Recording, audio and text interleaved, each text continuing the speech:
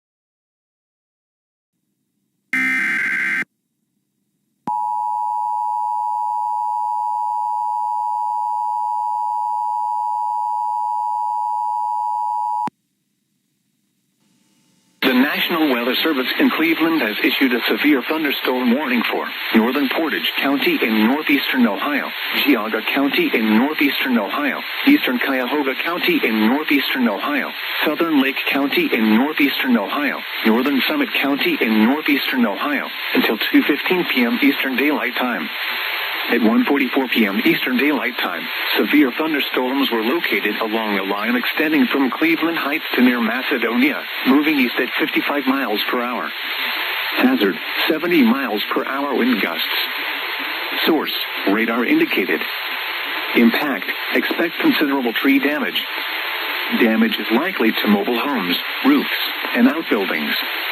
Locations impacted include Cleveland, Churton, Euclid, Cleveland Heights, Solon, Twinsburg, Warrensville Heights, Macedonia, South Russell, Middlefield, Burton, Highland Hills, Chesterland, Garfield Heights, Shaker Heights, Maple Heights, South Euclid, Broadview Heights, Mayfield Heights, and East Cleveland.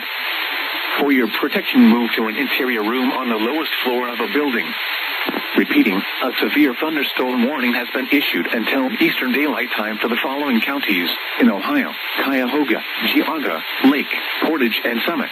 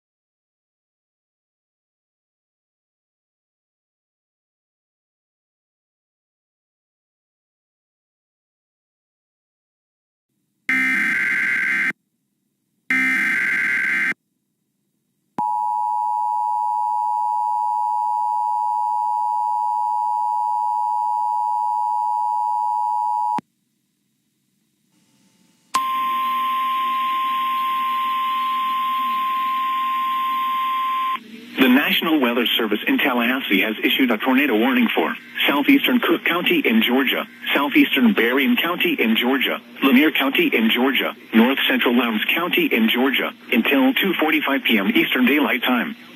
At 1:55 p.m. Eastern Daylight Time, a severe thunderstorm capable of producing a tornado was located over Adel, moving east at 45 miles per hour. Hazard, tornado and ping-pong ball-size hail. Source, radar indicated rotation. Impact, flying debris will be dangerous to those caught without shelter. Mobile homes will be damaged or destroyed. Damage to roofs, windows, and vehicles will occur. Tree damage is likely. This dangerous storm will be near Nashville and Ray City around 2:10 p.m. Eastern Daylight Time. Lakeland around 2:25 p.m. Eastern Daylight Time. Other locations impacted by this tornadic thunderstorm include Courthouse, Cottle, Cook Company Airport, Berrien Company Airport, New Louis, Massey, Pine Valley, Hensel, Meigs, and Allenville. Take cover now. Move to a basement or an interior room on the lowest floor of a sturdy building. Avoid windows. If you are outdoors, in a mobile home, or in a vehicle, move to the closest substantial shelter and protect yourself from flying debris. Repeating, a tornado warning has been issued until 2:45 p.m. Eastern Daylight Time for the following counties in Georgia: Berrien, Cook, Lanier, and Lowndes.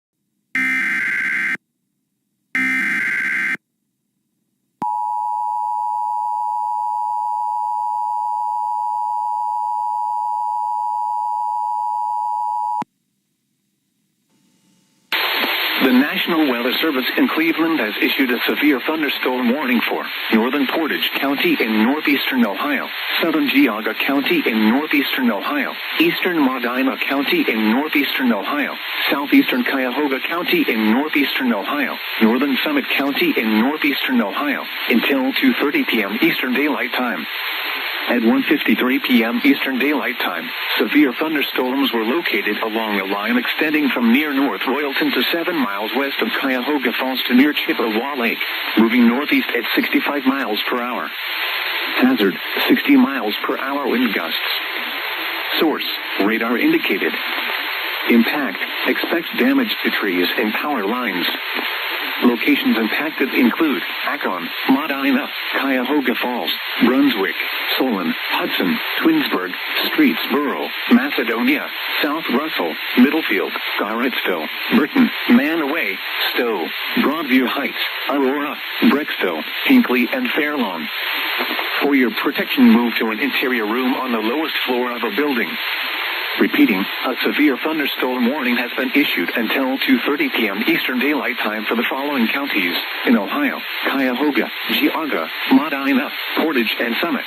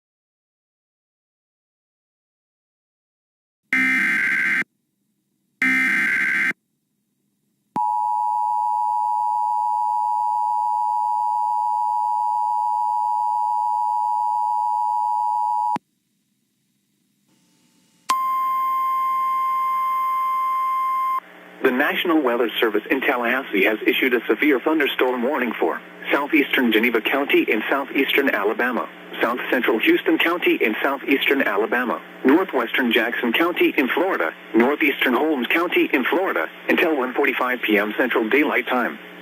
At 1:04 p.m. Central Daylight Time, a severe thunderstorm was located 8 miles southeast of Geneva, moving east at 45 miles per hour. Hazard, 60 miles per hour wind gusts and quarter-size hail. Source, radar indicated. Impact, hail damage to vehicles is expected. Expect wind damage to roofs, siding, and trees. Locations impacted include Cottonwood, Graceville, Dothan, Taylor, Slocum, Cowards, Webb, Malvern, Rehoboth, Avon, Estill, Madrid, Campbellton, Noma, Black, Memphis, Grangeburg, Garrett's Crossroads, Tyndale Crossing, and Wilson Mill. For your protection, move to an interior room on the lowest floor of a building. Repeating, a severe thunderstorm warning has been issued until 1:45 p.m. Central Daylight Time for the following county: Jackson, Florida.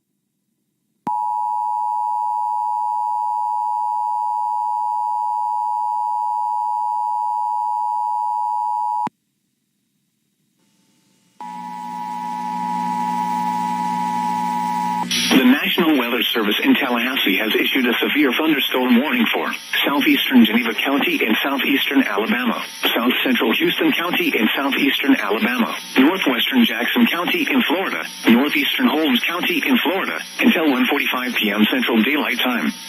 At 1:04 p.m. Central Daylight Time, a severe thunderstorm was located 8 miles southeast of Geneva, moving east at 45 miles per hour.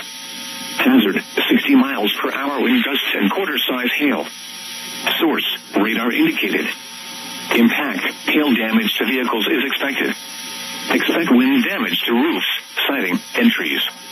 Locations impacted include Cottonwood, Graceville, Dothan, Taylor, Slocum, Cowards, Webb, Malvern, Rehoboth, Avon, Estill, Madrid, Campbellton, Noma, Black, Memphis, Grangeburg, Garrett's Crossroads, Tyndale Crossing, and Wilson Mill. For your protection, move to an interior room on the lowest floor of a building. Repeating, a severe thunderstorm warning has been issued until 1:45 p.m. Central Daylight Time for the following county: Holmes, Florida.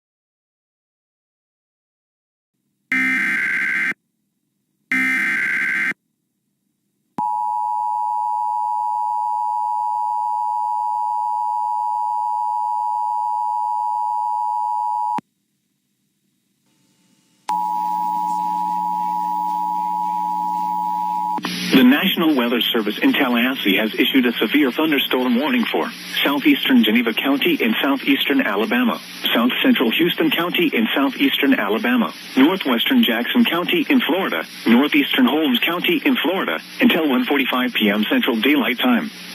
At 1:04 p.m. Central Daylight Time, a severe thunderstorm was located 8 miles southeast of Geneva, moving east at 45 miles per hour. Hazard, 60 miles per hour wind gusts and quarter-size hail. Source, radar indicated. Impact, hail damage to vehicles is expected. Expect wind damage to roofs, siding, and trees. Locations impacted include Cottonwood, Graceville, Dothan, Taylor, Slocum, Cowards, Webb, Malvern, Rehoboth, Avon, Esto, Madrid, Campbellton, Noma, Black, Memphis, Grangeburg, Garrett's Crossroads, Tyndale Crossing, and Wilson Mill. For your protection, move to an interior room on the lowest floor of a building. Repeating, a severe thunderstorm warning has been issued until 1:45 p.m. Central Daylight Time for the following county: Houston, Alabama, and Jackson, Florida.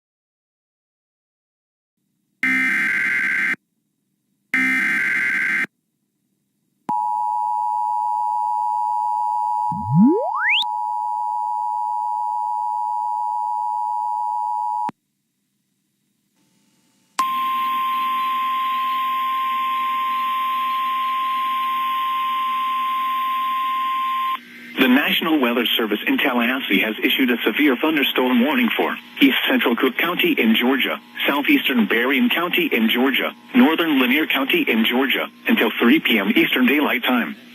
At 2:20 p.m. Eastern Daylight Time, a severe thunderstorm was located near Ray City, or 7 miles southeast of Nashville, moving east at 40 miles per hour.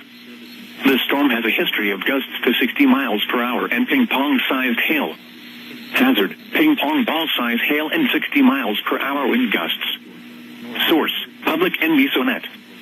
Impact, people and animals outdoors will be injured. Expect hail damage to roofs, siding, windows, and vehicles. Expect wind damage to roofs, siding, and trees. Locations impacted include Nashville, Ray City, Meigs, Courthouse, Cottle, Berrien Company Airport, New Lois, Allenville, Weber, Bannockburn, and Teeterville. For your protection, move to an interior room on the lowest floor of a building. Repeating, a severe thunderstorm warning has been issued until 3 p.m. Eastern Daylight Time for the following counties in Georgia: Berrien, Cook, and Lanier.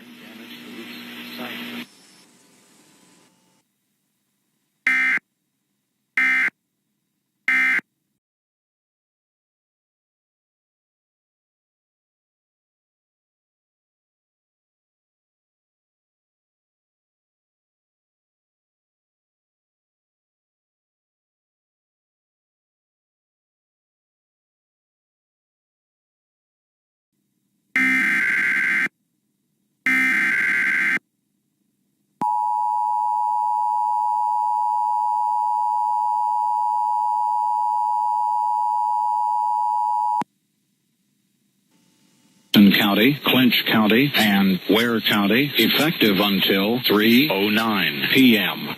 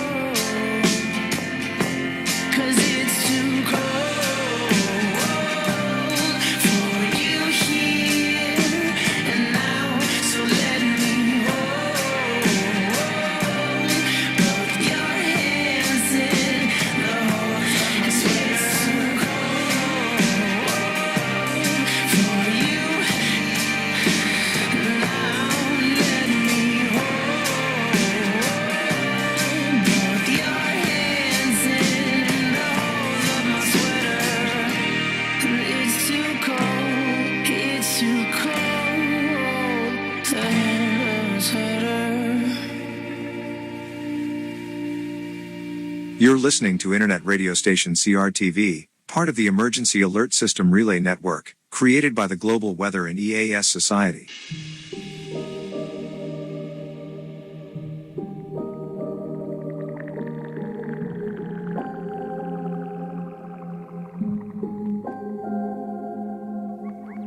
Swear I couldn't sleep awake last night.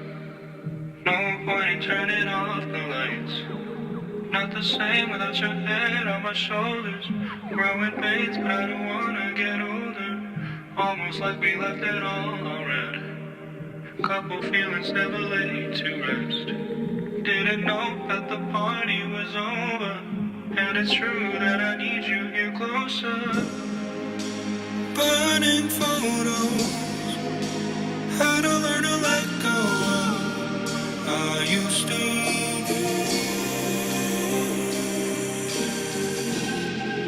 Somebody in another skin. I heard that you're happy without me, and I hope it's true.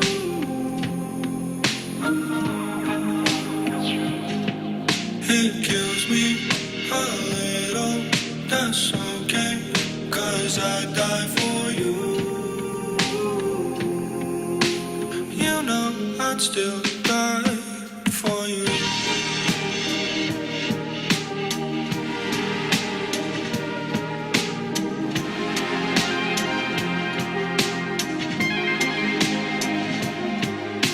I hope you're getting everything you needed. Found the puzzle piece and feel completed. Just wanted you to know every reason. Hope you really know that I mean that. I couldn't see the forest from the trees. Only time we speak is in my dreams. Burning photos, had to learn to let go. I used to be somebody in another skin. I heard that you're happy without me, and I hope it's true.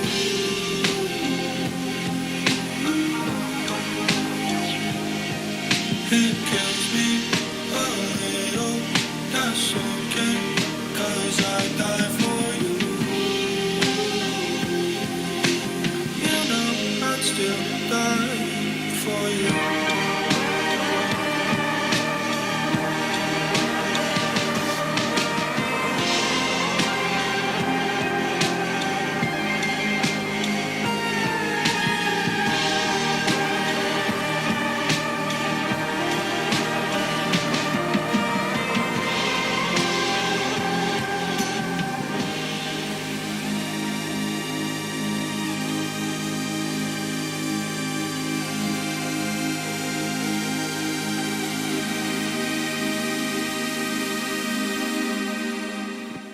I don't smoke cigarettes, but I know you like to.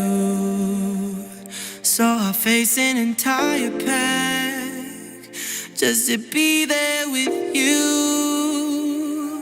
And I never fall for girls, but you got me tripping. Running your hand through my curls, all my worries missing. Don't know if it's the Hennessy that's got you in your honesty. Oh, I just hope you still mean what you said when the sun comes up. Yeah. Oh, I hope it's not the alcohol.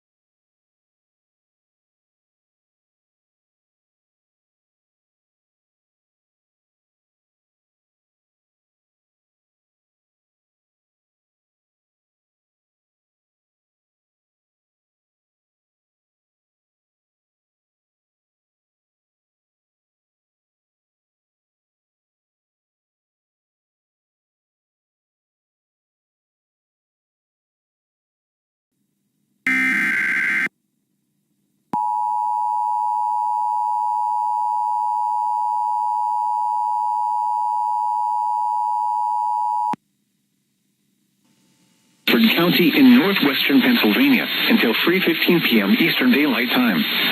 At 2:34 p.m. Eastern Daylight Time, severe thunderstorms were located along a line extending from near North Kingsville to 7 miles northwest of Andover to near West Farmington, moving northeast at 70 miles per hour. Hazard, 70 miles per hour wind gusts.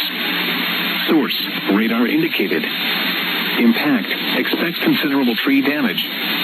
Damage is likely to mobile homes, roofs, and outbuildings. Locations impacted include Erie, Meadville, Corey, Edinburgh, Titusville, Northeast, Union City, Girard, Cambridge Springs, Waterford, Albion, Linesville, Wattsburg, Canandaigua Lake, Pymatuning Central, Riceville, Harmonsburg, Northwest Harbor Creek, Lincoln Hill, and Guys Mills. For your protection, move to an interior room on the lowest floor of a building. Repeating, a severe thunderstorm warning has been issued until 3:15 p.m. Eastern Daylight Time for the following counties in Pennsylvania: Crawford and Erie.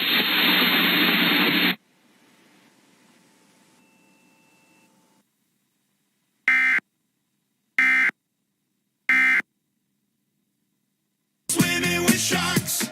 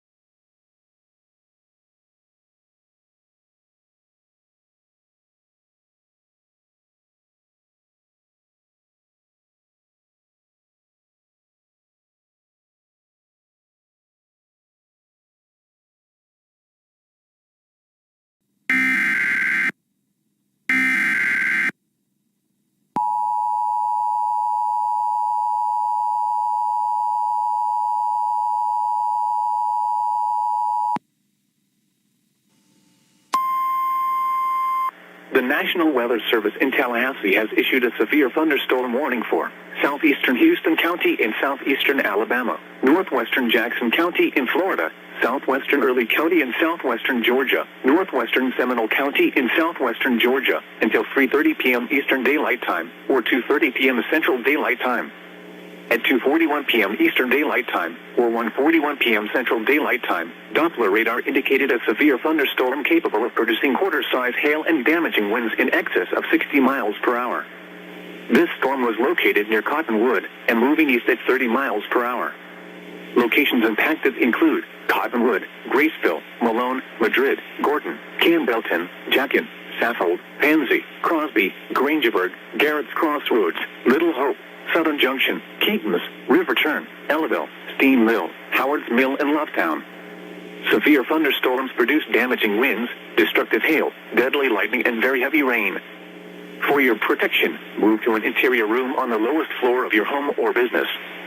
Heavy rains flood roads quickly, so do not drive into areas where water covers the road. Repeating, a severe thunderstorm warning has been issued until 2:30 p.m. Central Daylight Time, or 3:30 p.m. Eastern Daylight Time for the following county: Jackson, Florida, and Seminole, Georgia.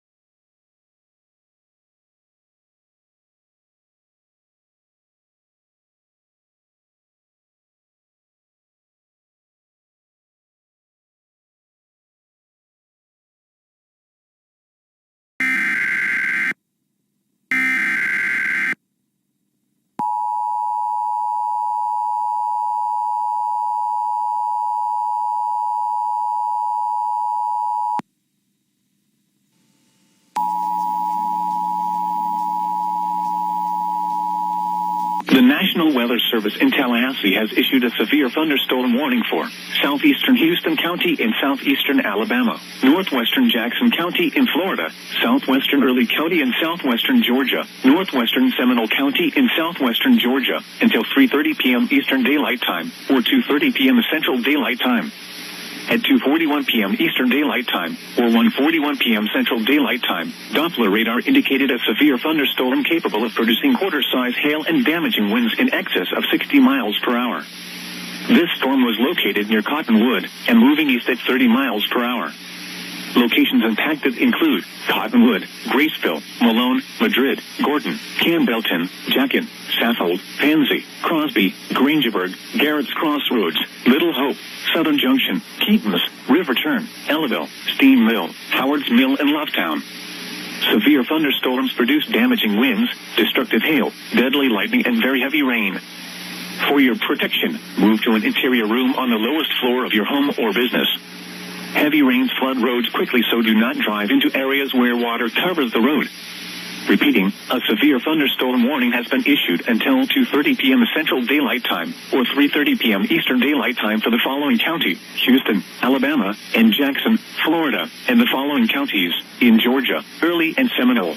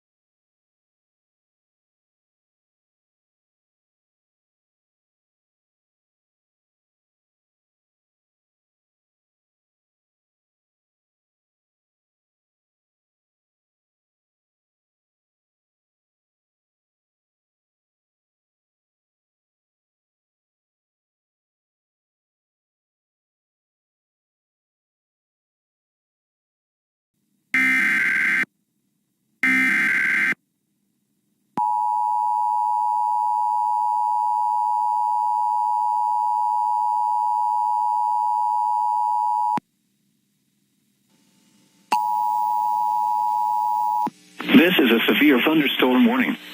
The National Weather Service in Jacksonville has issued a severe thunderstorm warning for southeastern Atkinson County in southeastern Georgia, northwestern Ware County in southeastern Georgia, northwestern Clinch County in southeastern Georgia, northwestern Charlton County in southeastern Georgia, until 3:45 p.m. At 2:58 p.m., a severe thunderstorm was located near Cogdill, or near Argyle, moving east at 40 miles per hour. Hazard, 60 miles per hour wind gusts and quarter-size hail. Source, radar indicated. Impact, hail damage to vehicles is expected. Expect wind damage to roofs, siding, and trees. Locations impacted include Palmerville, Pearson, Argyle, Manor, Cogdill, Dixie Union, Needham, Millwood, and Axon. For your protection, move to an interior room on the lowest floor of a building. Repeating, a severe thunderstorm warning has been issued until 3:45 p.m. for the following counties in Georgia: Atkinson, Charlton, Clinch, and Ware.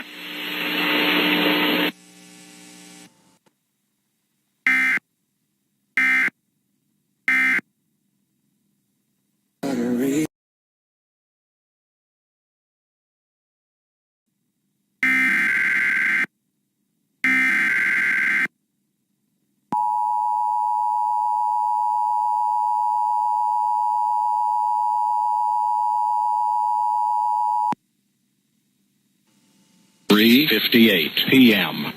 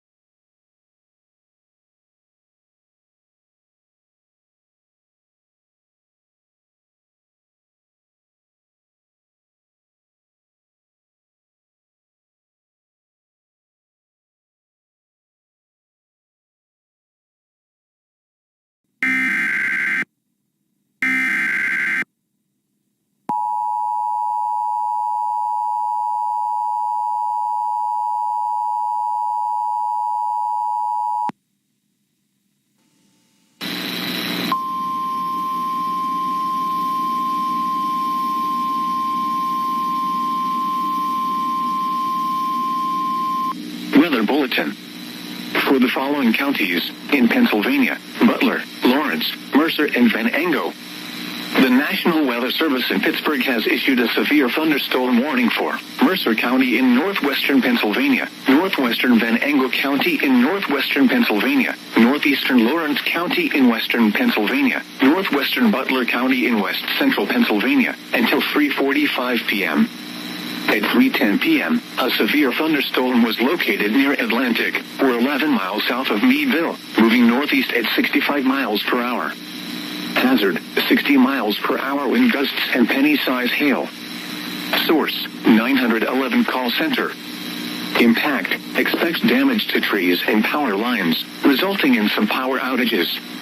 Locations impacted include Hermitage, Sharon, Grove City, Franklin, Sharpsville, Greenville, Cigar Creek, Farrell, Slippery Rock, New Wilmington, Mercer, and Pulaski. This includes the following highways: Interstate 79 in Pennsylvania between mile markers 108 and 137. Interstate 80 in Pennsylvania between mile markers 0 and 28. Interstate 376 in Pennsylvania between mile markers 0 and 4. For your protection, move to an interior room on the lowest floor of a building.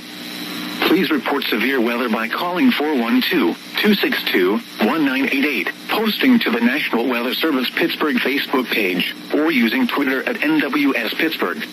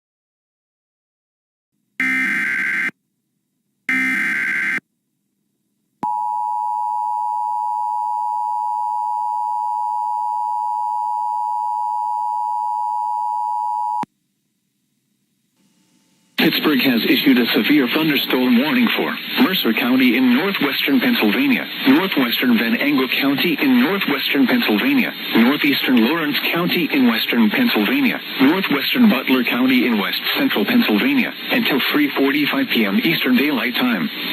At 3:10 p.m. Eastern Daylight Time, a severe thunderstorm was located near Atlantic, or 11 miles south of Meadville, moving northeast at 65 miles per hour. Hazard, 60 miles per hour wind gusts and penny-size hail. Source, 911 call center. Impact, expects damage to trees and power lines, resulting in some power outages.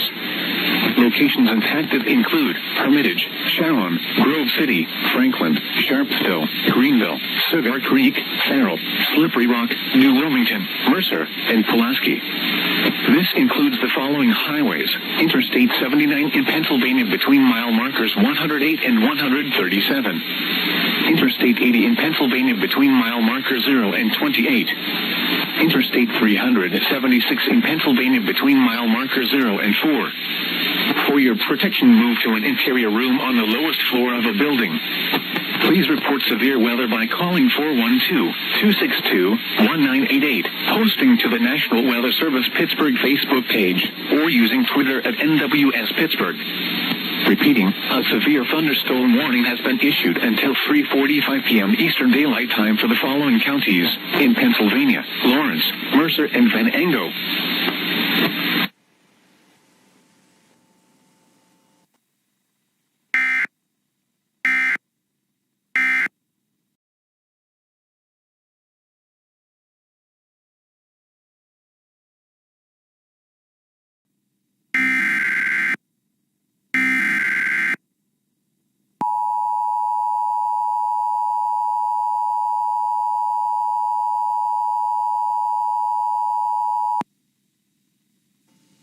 Has issued a severe thunderstorm warning for Erie County in northwestern Pennsylvania, Crawford County in northwestern Pennsylvania, until 4 p.m. Eastern Daylight Time.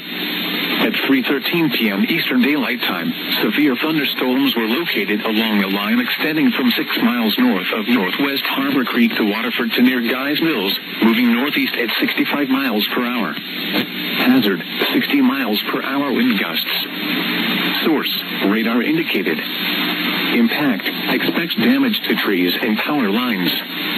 Locations impacted include Erie, Meadville, Corey, Edinburgh, Titusville, Northeast, Union City, Girard, Cambridge Springs, Waterford, Wattsburg, Canandaigua Lake, Riceville, Harmonsburg, Northwest Harbor Creek, Lincolnville, Guys Mills, Atlantic, Adamsville, and Harbor Creek. For your protection, move to an interior room on the lowest floor of a building. Repeating, a severe thunderstorm warning has been issued until 4 p.m. Eastern Daylight Time for the following counties in Pennsylvania: Crawford and Erie.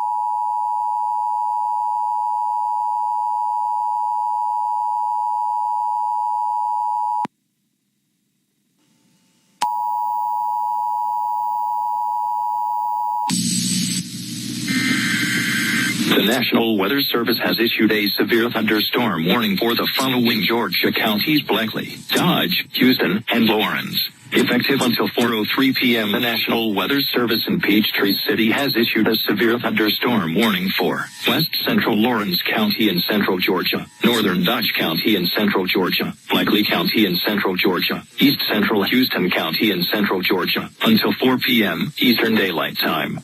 At 3:18 p.m. Eastern Daylight Time, a severe thunderstorm was located near Magnolia, or 9 miles west of Cochrane, moving east at 35 miles per hour. Hazard: ping pong ball size hail and 60 miles per hour wind gusts. Source: radar indicated. impact people and animals outdoors will be injured. Expect hail damage to roofs, siding, windows, and vehicles. Expect wind damage to roofs, siding, and trees.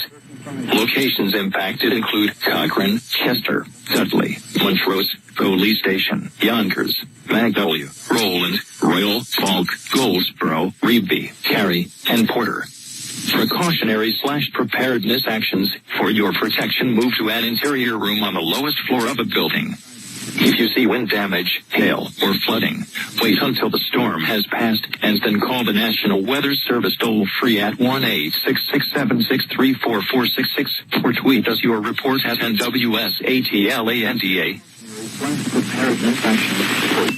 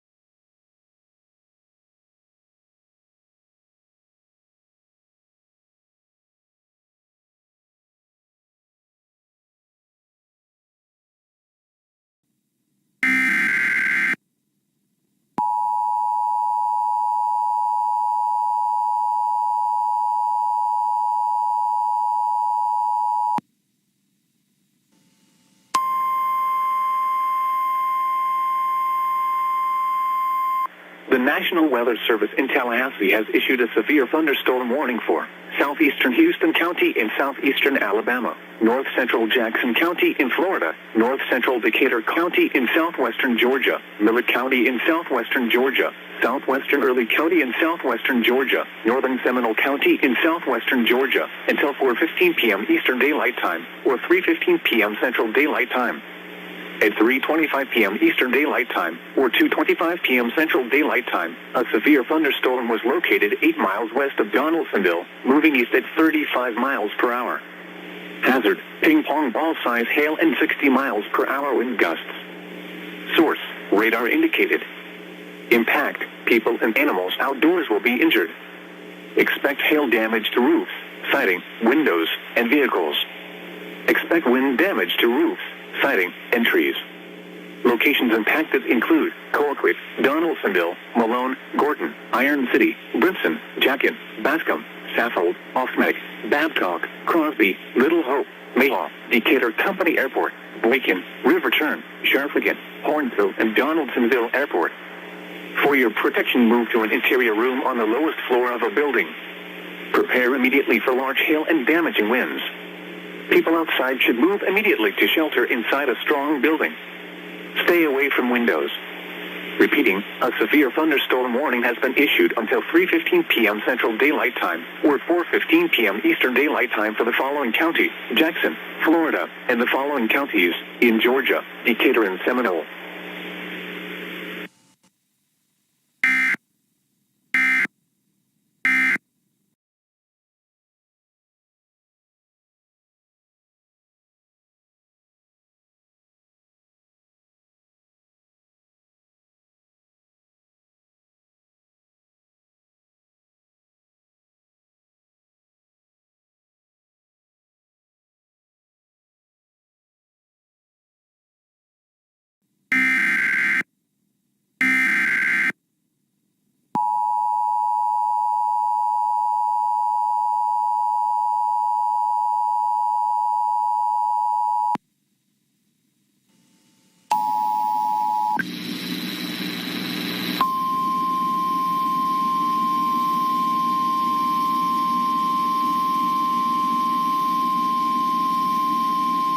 Weather Bulletin. For the following counties in Pennsylvania: Butler, Clarion, Forest, and Venango. The National Weather Service in Pittsburgh has issued a severe thunderstorm warning for Venango County in northwestern Pennsylvania, north central Butler County in west central Pennsylvania, northwestern Clarion County in west central Pennsylvania, western Forest County in northwestern Pennsylvania, until 4:15 p.m. At 3:25 p.m., severe thunderstorms were located along a line extending from 7 miles northwest of Cigar Creek to near Slippery Rock, moving east at 40 miles per hour. Hazard, 60 miles per hour wind gusts. Source, radar indicated. Impact, expects damage to trees and power lines, resulting in some power outages. Locations impacted include Oil City, Franklin, Cigar Creek, Tynesta, Hazen Heights, Seneca, Harrisville, Polk, Rouseville, Clintonville, Cooperstown, and Carrollville. This includes Interstate 80 in Pennsylvania between mile markers 29 and 40. For your protection, move to an interior room on the lowest floor of a building. Please report severe weather by calling 412-262-1988, posting to the National Weather Service Pittsburgh Facebook page, or using Twitter at NWS Pittsburgh.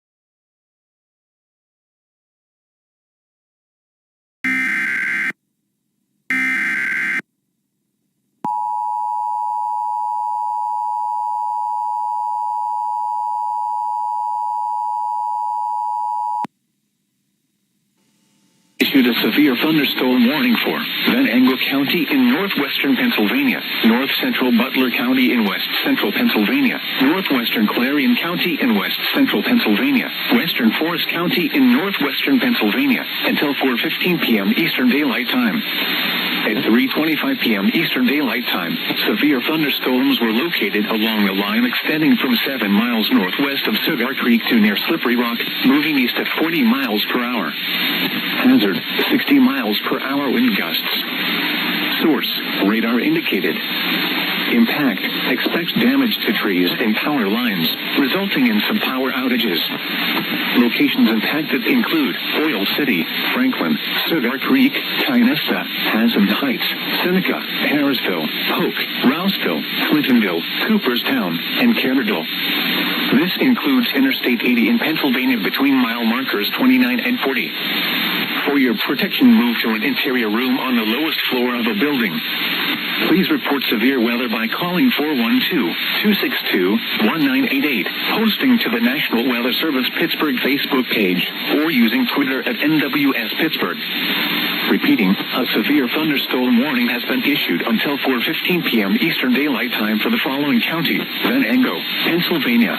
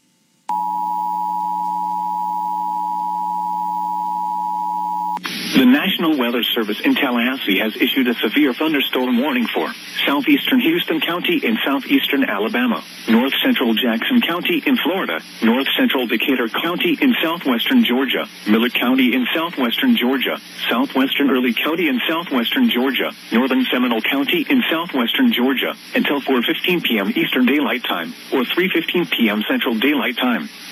At 3:25 p.m. Eastern Daylight Time, or 2:25 p.m. Central Daylight Time, a severe thunderstorm was located 8 miles west of Donaldsonville, moving east at 35 miles per hour. Hazard, ping-pong ball-size hail and 60 miles per hour wind gusts. Source, radar indicated. Impact, people and animals outdoors will be injured. Expect hail damage to roofs, siding, windows, and vehicles. Expect wind damage to roofs, siding, and trees. Locations impacted include Colquitt, Donaldsonville, Malone, Gordon, Iron City, Brimson, Jackson, Bascom, Saffold, Osmeg, Babcock, Crosby, Little Hope, Mayhaw, Decatur Company Airport, Blaken, Riverturn, Sharphagan, Hornsville, and Donaldsonville Airport. For your protection, move to an interior room on the lowest floor of a building. Prepare immediately for large hail and damaging winds. People outside should move immediately to shelter inside a strong building. Stay away from windows. Repeating, a severe thunderstorm warning has been issued until 3:15 p.m. Central Daylight Time, or 4:15 p.m. Eastern Daylight Time for the following county: Houston, Alabama, and Jackson, Florida, and the following counties in Georgia: Decatur, Early, Miller, and Seminole.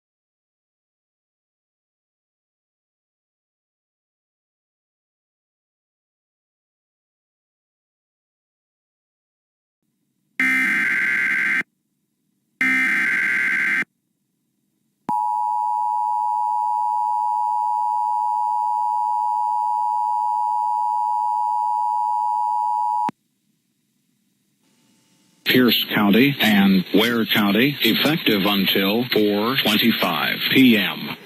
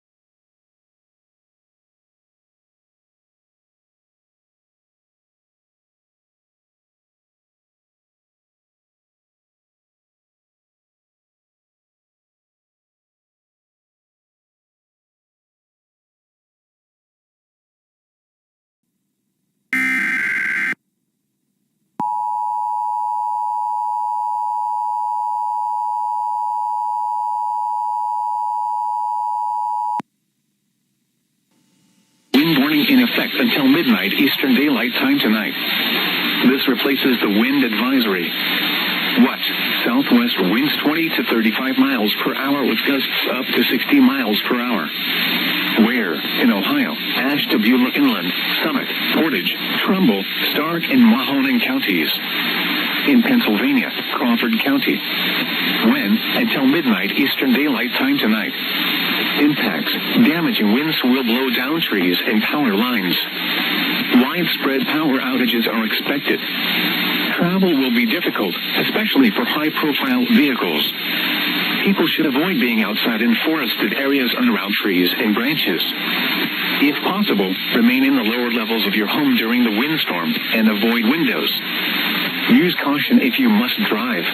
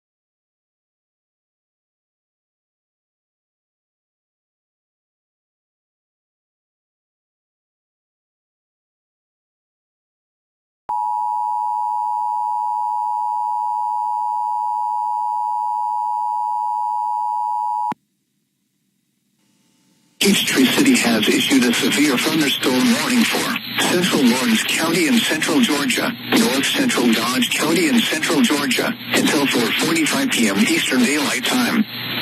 At 4:02 p.m. Eastern Daylight Time, a severe thunderstorm was located near Chester, Oregon, 13 miles east of Cochran, moving east at 35 miles per hour. Hazard, 60 miles per hour wind gusts and quarter-size hail. Source, radar indicated. Impact, hail damage to vehicles is expected. Expect wind damage to roofs, siding, and trees. Locations impacted include Dublin, Chester, Dexter, Cadwell, Letts, Harlow, Lowry, and Winter. For your protection, move to an interior room on the lowest floor of a building.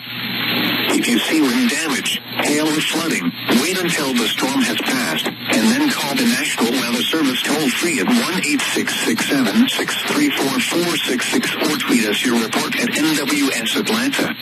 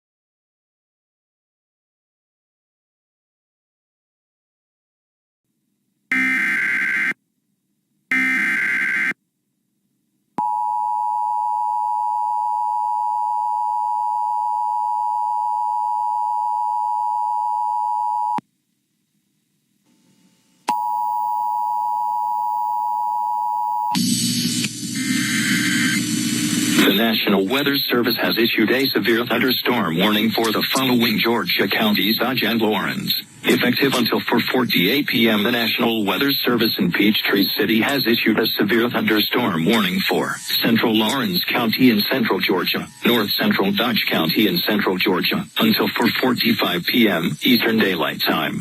At 4:02 p.m. Eastern Daylight Time, a severe thunderstorm was located near Chester, or 13 miles east of Cochrane, moving east at 35 miles per hour. Hazard, 60 miles per hour wind gusts and quarter-size hail. Source, radar indicated. Impact, hail damage to vehicles is expected. Expect wind damage to roofs, siding, and trees. Locations impacted include Dublin, Chester, Dexter, Cadwell, Rents, Harlow, Flowery, and Minder. Precautionary/preparedness actions for your protection: move to an interior room on the lowest floor of a building. If you see wind damage, hail, or flooding, wait until the storm has passed and then call the National Weather Service toll-free at 1-866-763-4466 or tweet us your report at NWSATLANDA.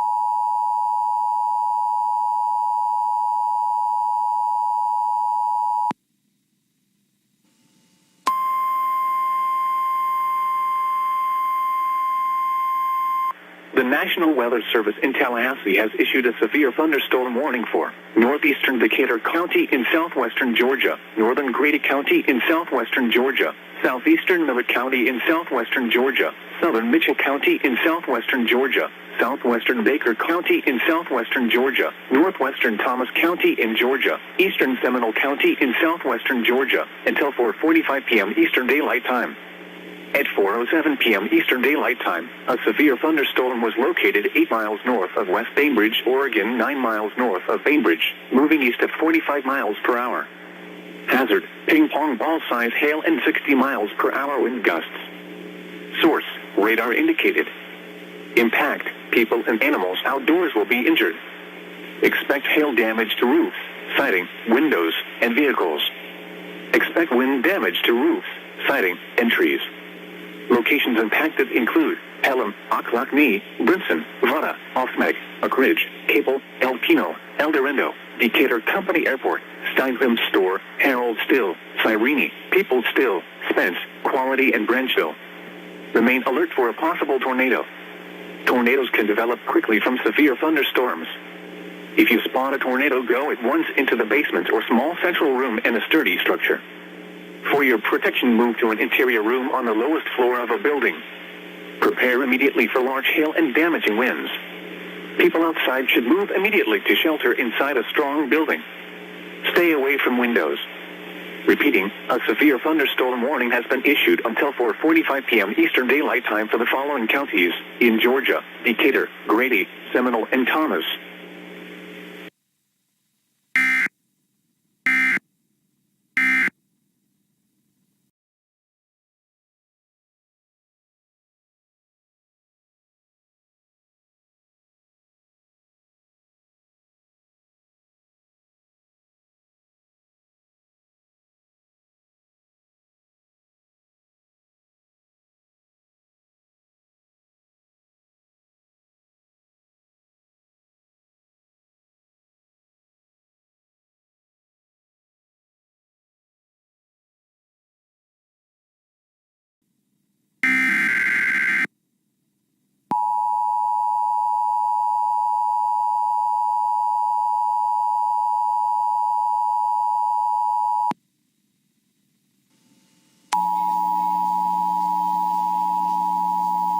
National Weather Service in Tallahassee has issued a severe thunderstorm warning for northeastern Decatur County in southwestern Georgia, northern Grady County in southwestern Georgia, southeastern Miller County in southwestern Georgia, southern Mitchell County in southwestern Georgia, southwestern Baker County in southwestern Georgia, northwestern Thomas County in Georgia, eastern Seminole County in southwestern Georgia, until 4:45 p.m. Eastern Daylight Time. At 4:07 p.m. Eastern Daylight Time, a severe thunderstorm was located 8 miles north of West Bainbridge, Oregon, 9 miles north of Bainbridge, moving east at 45 miles per hour. Hazard, ping-pong ball-size hail and 60 miles per hour wind gusts. Source, radar indicated. Impact, people and animals outdoors will be injured. Expect hail damage to roofs, siding, windows, and vehicles. Expect wind damage to roofs, siding, and trees. Locations impacted include Pelham, Ocklacknee, Brimson, Vada, Osmeg, Oak Ridge, Cable, El Pino, El Dorado, Decatur Company Airport, Steingrim's Store, Harold Still, Cyrene, People Still, Spence, Quality, and Branchville. Remain alert for a possible tornado. Tornadoes can develop quickly from severe thunderstorms. If you spot a tornado, go at once into the basement or small central room in a sturdy structure.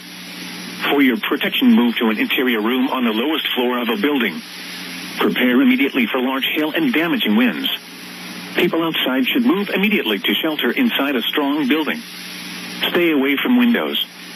Repeating, a severe thunderstorm warning has been issued until 4:45 p.m. Eastern Daylight Time for the following counties in Georgia: Baker, Decatur, Miller, and Seminole.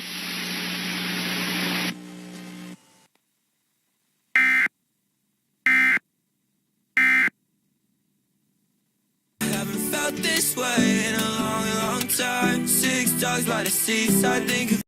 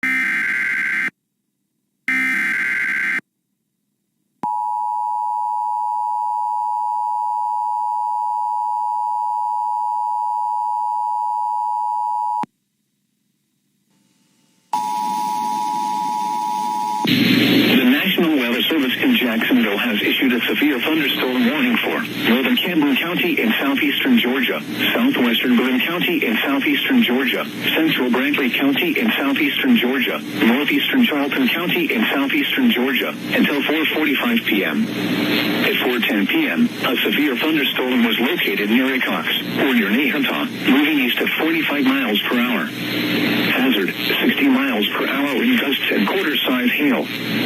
Source, radar indicated. Impact, hail damage to vehicles is expected. Expect wind damage to roofs, siding, and trees. Locations impacted include Woodbine, Nahanta, Hickox, Waverly, Fallman, Raven, Waynesville, Atkinson, Winnecker, and Tarboro. For your protection, move to an interior room on the lowest floor of a building. Repeating, a severe thunderstorm warning has been issued until 4:45 p.m. for the following counties in Georgia: Brantley, Camden, Charlton, and Glenn.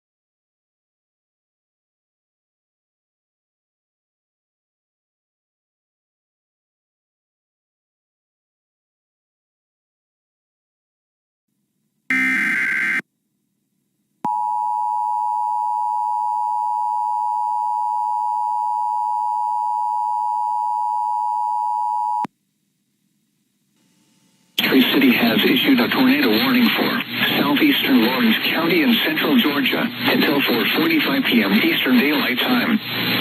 At 4:15 p.m. Eastern Daylight Time, a severe thunderstorm capable of producing a tornado is located over Cadwell, or 12 miles northeast of Eastman, moving east at 30 miles per hour.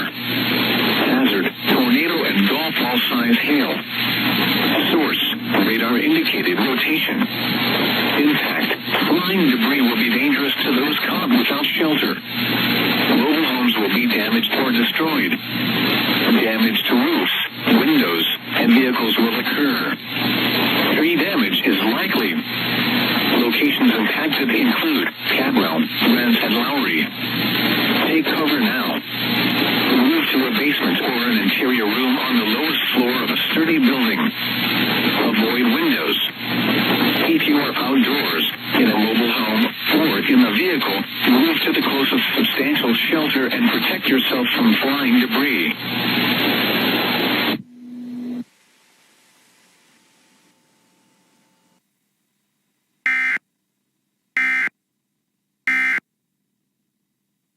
Make me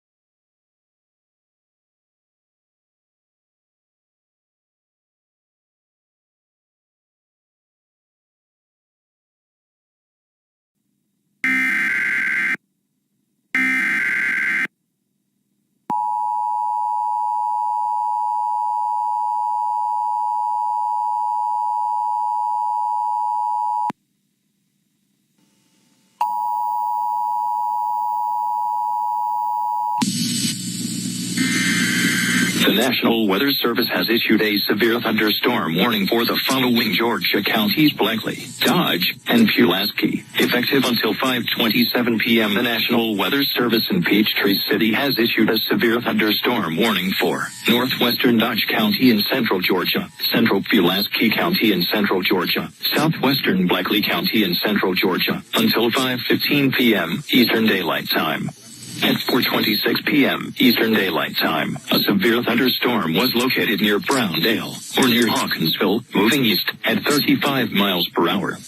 Hazard: ping pong ball size hail and 60 miles per hour wind gusts. Source: radar indicated. Impact: people and animals outdoors will be injured. Expect hail damage to roofs, siding, windows, and vehicles. Expect wind damage to roofs, siding, and trees. Locations impacted include Eastman, Hawkinsville, Dubois, Browndale, Reston, Empire, Mobley Crossing, Hartford, Roddy, Pulaski State Prison, and Bailey's Park. Precautionary/preparedness actions: for your protection, move to an interior room on the lowest floor of a building. If you see wind damage, hail, or flooding, wait until the storm has passed, and then call the National Weather Service toll-free at 1-866-763-4466, or tweet us your report at NWSATLANDA. Preparedness actions for your protection.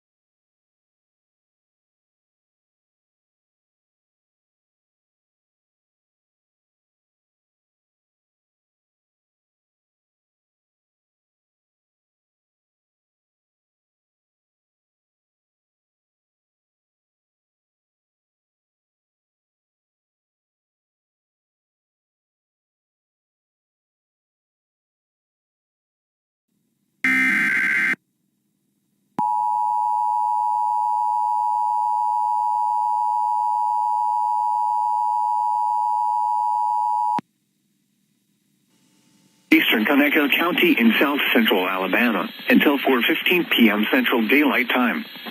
At 3:36 p.m. Central Daylight Time, a severe thunderstorm was located near Castleberry, 7 miles south of Evergreen, moving east at 30 miles per hour. Hazard, 60 miles per hour wind gusts and quarter-size hail. Source, radar indicated.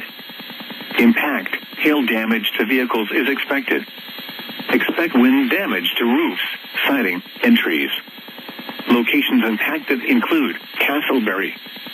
For your protection, move to an interior room on the lowest floor of a building. Repeating, a severe thunderstorm warning has been issued until 4:15 p.m. Central Daylight Time for the following county: Conecuh, Alabama.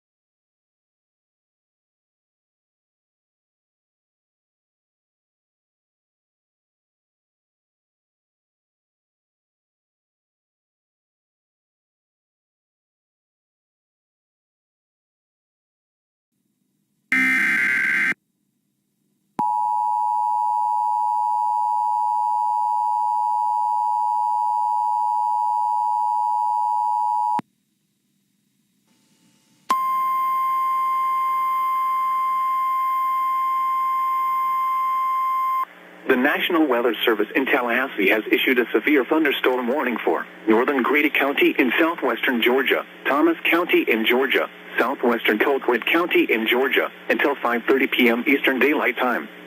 At 4:41 p.m. Eastern Daylight Time, a severe thunderstorm was located 8 miles south of Pelham, moving east at 40 miles per hour. Hazard, 60 miles per hour wind gusts and quarter-size hail. Source, radar indicated. Impact, hail damage to vehicles is expected. Expect wind damage to roofs, siding, and trees. Locations impacted include Thomasville, Boston, Ocklacknee, Pavo, Coolidge, Barwick, Thomasville Municipal Airport, Cable, Dillon, Enon, Merrillville, Chastain, Peoples Still, Quality, Murphy, Oak Ridge, El Pino, Ortryville, Patton, and Eason. Remain alert for a possible tornado. Tornadoes can develop quickly from severe thunderstorms. If you spot a tornado, go at once into the basement or small central room in a sturdy structure. For your protection, move to an interior room on the lowest floor of a building. Prepare immediately for large hail and damaging winds. People outside should move immediately to shelter inside a strong building. Stay away from windows. Repeating, a severe thunderstorm warning has been issued until 5:30 p.m. Eastern Daylight Time for the following counties in Georgia, Grady, and Thomas.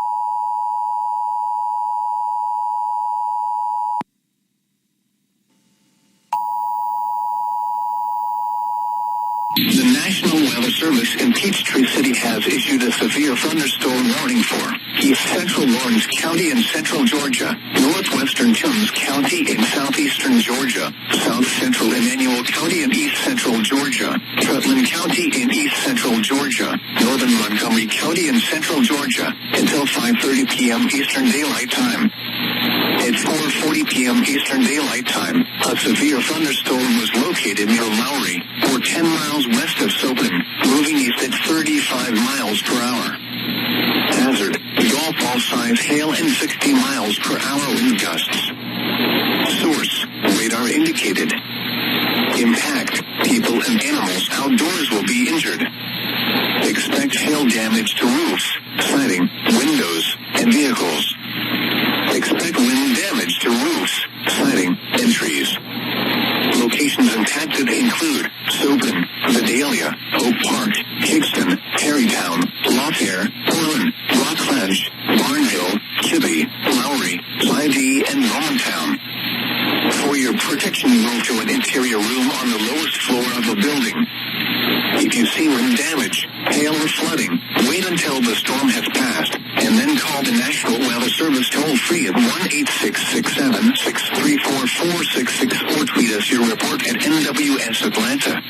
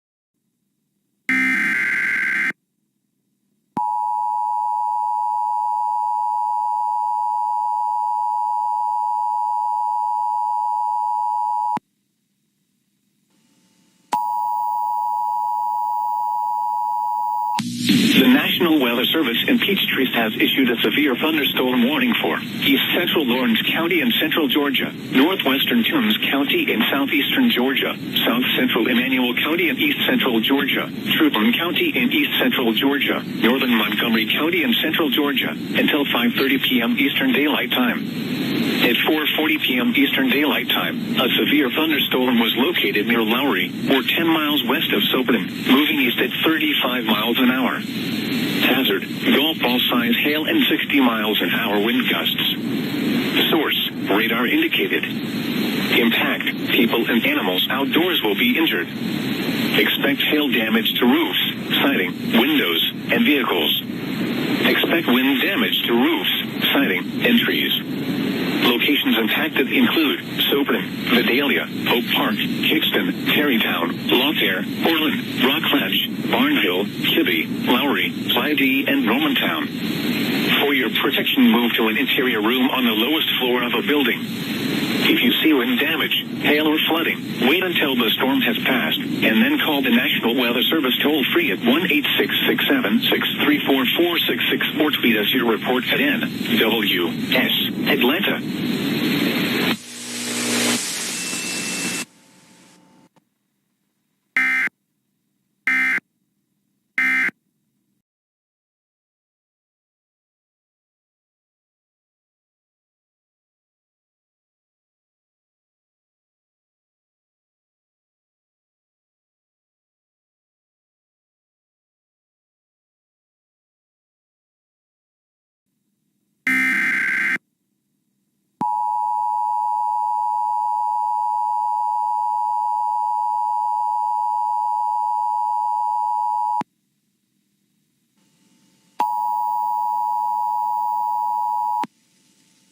This is a special marine warning.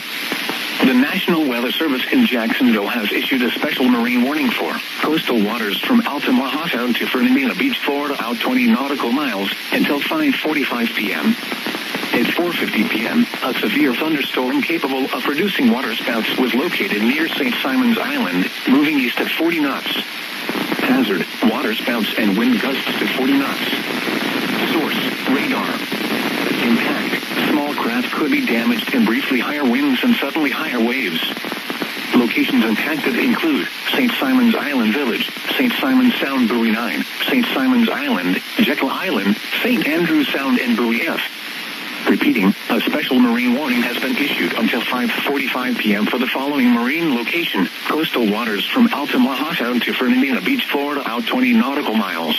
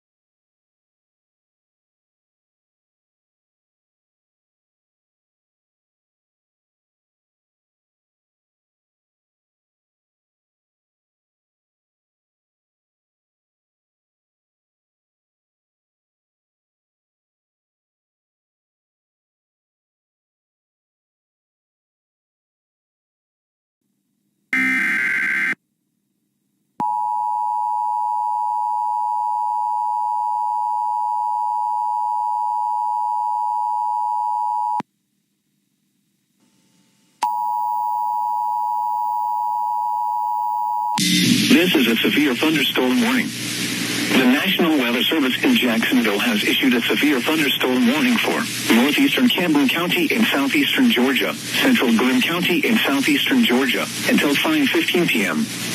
At 4:44 p.m., a severe thunderstorm was located over Dock Junction, moving east at 45 miles per hour. Hazard, 60 miles per hour wind gusts and quarter-size hail. Source, radar indicated. Impact, hail damage to vehicles is expected. Expect wind damage to roofs, siding, and trees. Locations impacted include Brunswick, St. Simon's Island, Dock Junction, St. Simon's Island Village, Country Club Estates, Sea Island, and Jekyll Island. For your protection, move to an interior room on the lowest floor of a building. Repeating, a severe thunderstorm warning has been issued until 5:15 p.m. for the following counties in Georgia, Camden, and Glynn.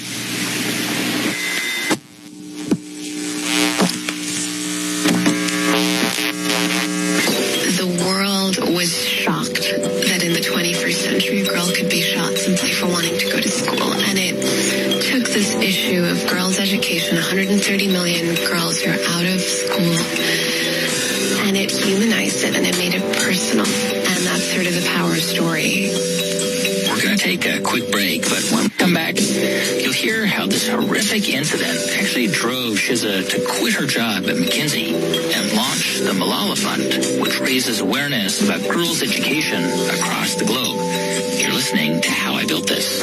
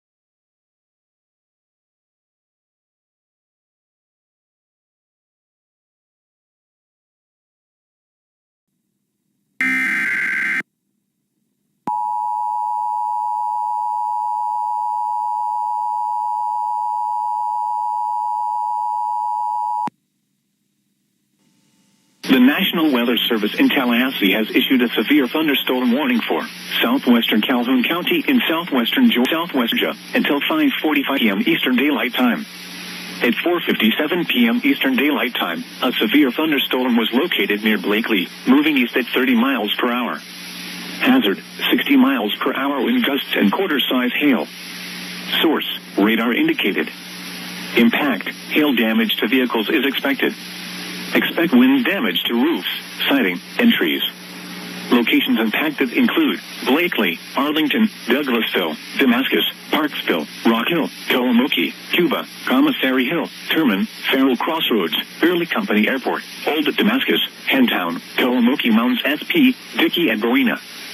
For your protection, move to an interior room on the lowest floor of a building. Repeating, a severe thunderstorm warning has been issued until 5:45 p.m. Eastern Daylight Time for the following counties in Georgia, Calhoun, and Early.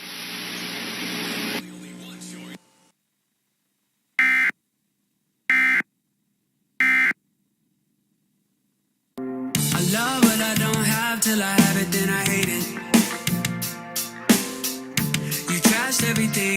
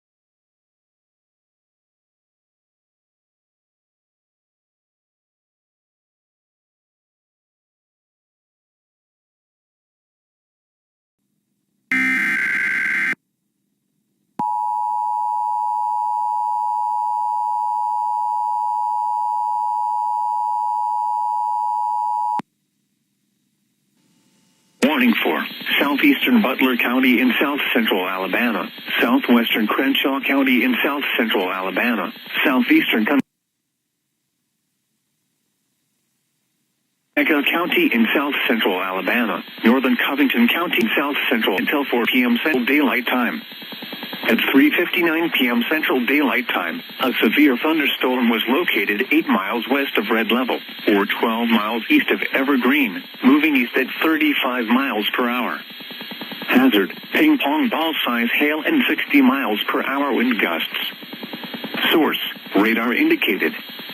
Impact, people and animals outdoors will be injured. Expect hail damage to roofs, siding, windows, and vehicles. Expect wind damage to roofs, siding, and trees. Locations impacted include River Falls, Red Level, Gosher, Heath, and Gat. For your protection, move to an interior room on the lowest floor of a building.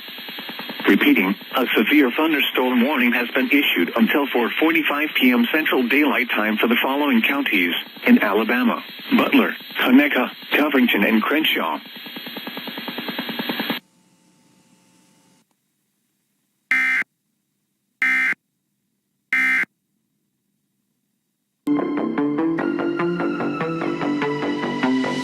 Common love isn't for us. We created something phenomenal. Don't you agree? Don't you agree? You got me feeling diamond rich. Nothing on this planet compares to it. Don't you agree? Don't you agree? Who needs to go to sleep when I got you next to me?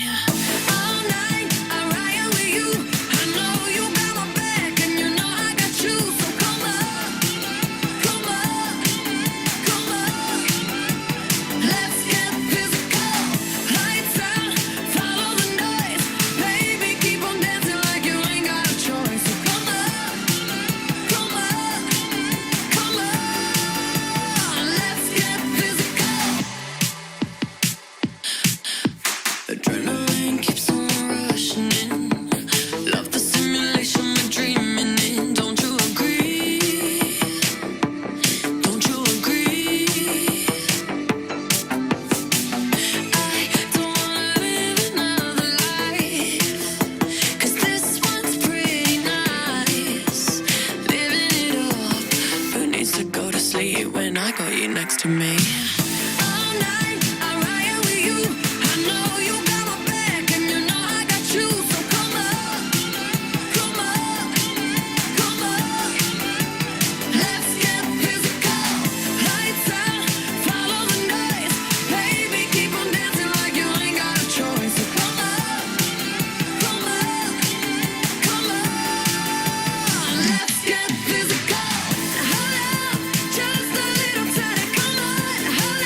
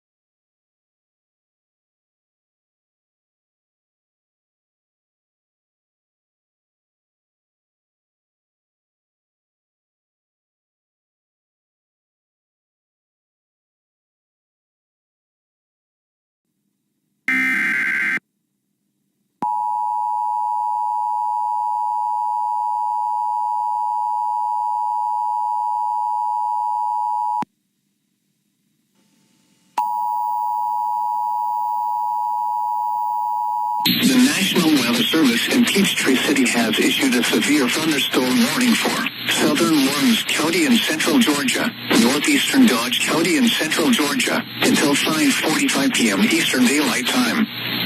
At 5:03 p.m. Eastern Daylight Time, a severe thunderstorm was located near Plainfield, Oregon, 7 miles north of Eastman, moving east at 35 miles per hour. Hazard, golf ball size hail and 60 miles per hour wind gusts. Source, radar indicated. Impact, people and animals outdoors will be injured.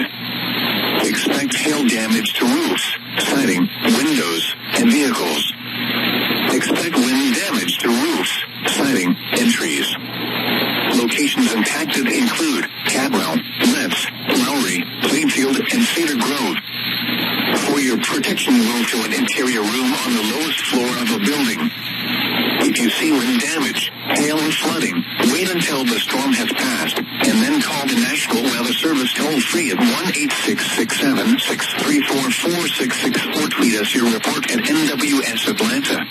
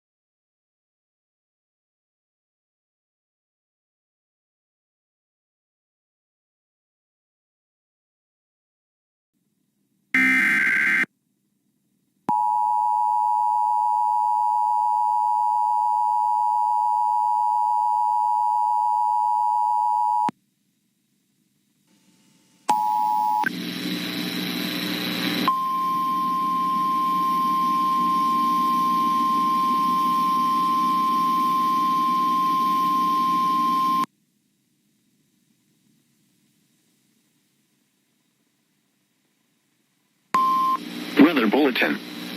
For the following counties, in Penn and the National Weather Service in Pittsburgh has issued a severe thunderstorm warning for Jefferson County in west central Pennsylvania, east central Armstrong County in west central Pennsylvania, southeastern Clarion County in west central Pennsylvania, until 5:30 p.m. At 5:04 p.m., a severe thunderstorm was located over New Bethlehem, or 7 miles east of Reimersburg, moving northeast at 55 miles per hour. Hazard, 60 miles per hour wind gusts. Source, radar indicated. Impact, expects damage to trees and power lines, resulting in some power outages. Locations impacted include Brookville, Reimersburg, Reynoldsville, New Bethlehem, Somerville, Limestone, Hawthorne, Corsica, Siegel, Worthville, Knoxdale, and Distant. This includes Interstate 80 in Pennsylvania between mile marker 67 and 93. For your protection, move to an interior room on the lowest floor of a building. Please report severe weather by calling 412-262-1988, posting to the National Weather Service Pittsburgh Facebook page, or using Twitter at NWS Pittsburgh.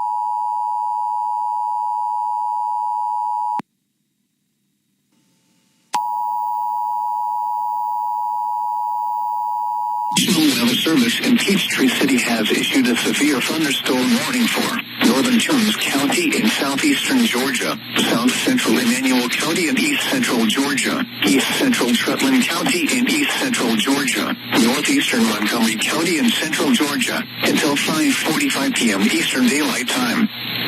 At 5:15 p.m. Eastern Daylight Time, a severe thunderstorm was located near Normantown, or 8 miles north of Lyons, moving east at 45 miles per hour.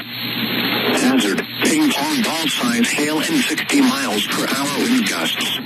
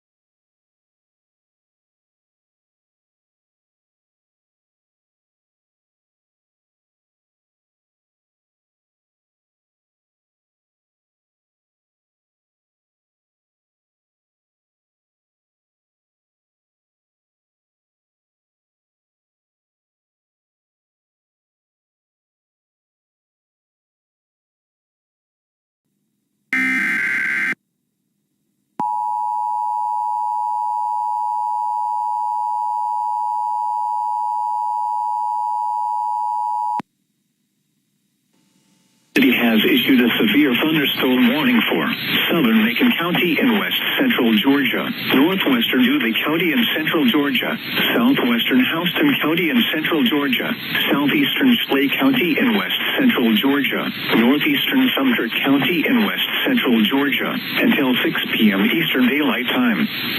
At 5:12 p.m. Eastern Daylight Time, a severe thunderstorm was located near La Crosse, or near Ellaville, moving east at 45 miles per hour.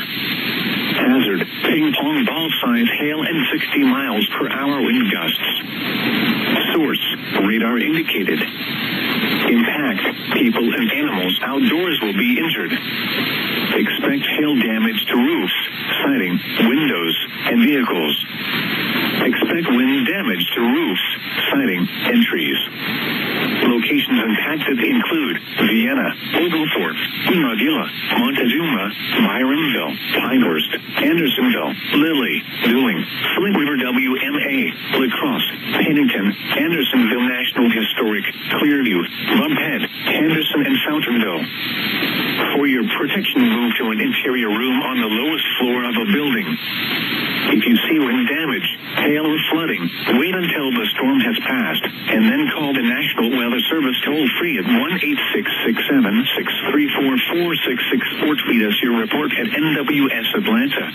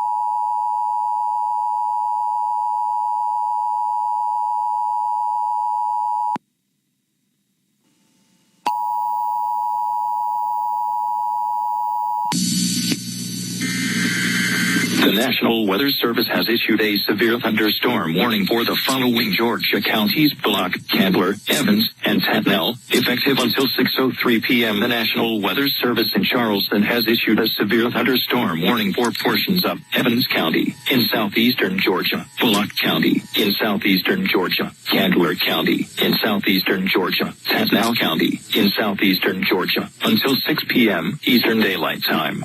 At 5:18 p.m. Eastern Daylight Time, a severe thunderstorm was located near Oak Park, moving east at 45 miles per hour. Hazard: 60 miles per hour wind gusts and quarter-size hail. Source: radar indicated. Impact: minor hail damage to vehicles is possible. Expect wind damage to trees and power lines.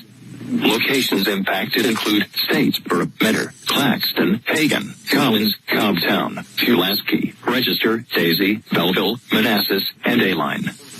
This warning includes I-16 between mile markers 96 and 120. Precautionary/preparedness actions. For your protection, move to an interior room on the lowest floor of a building. Report damage directly to the Charleston National Weather Service at 888-83-2024. It is safe to do so. This warning.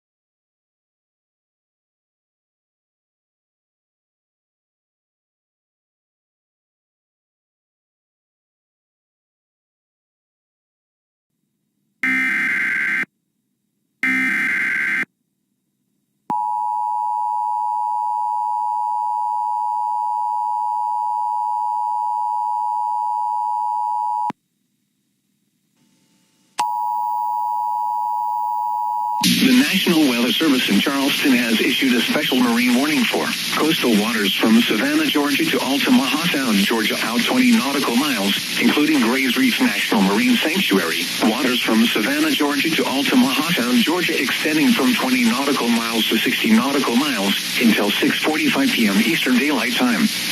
At 5:20 p.m. Eastern Daylight Time, a strong thunderstorm was located near Tug Rio Caroni, or 14 nautical miles southeast of Altamaha Sound, moving east at 40 knots. Hazard: wind gusts 35 knots or greater. Source: radar indicated. Impact: small craft could be damaged and briefly higher winds and suddenly higher waves. Locations impacted include DRH Buoy, Tug Rio Caroni, Jungbird, R2 Tower. Move to safe harbor immediately as gusty winds and high waves are expected. Frequent lightning is occurring with this storm. If caught on the open water, stay below deck if possible. Keep away from ungrounded metal objects.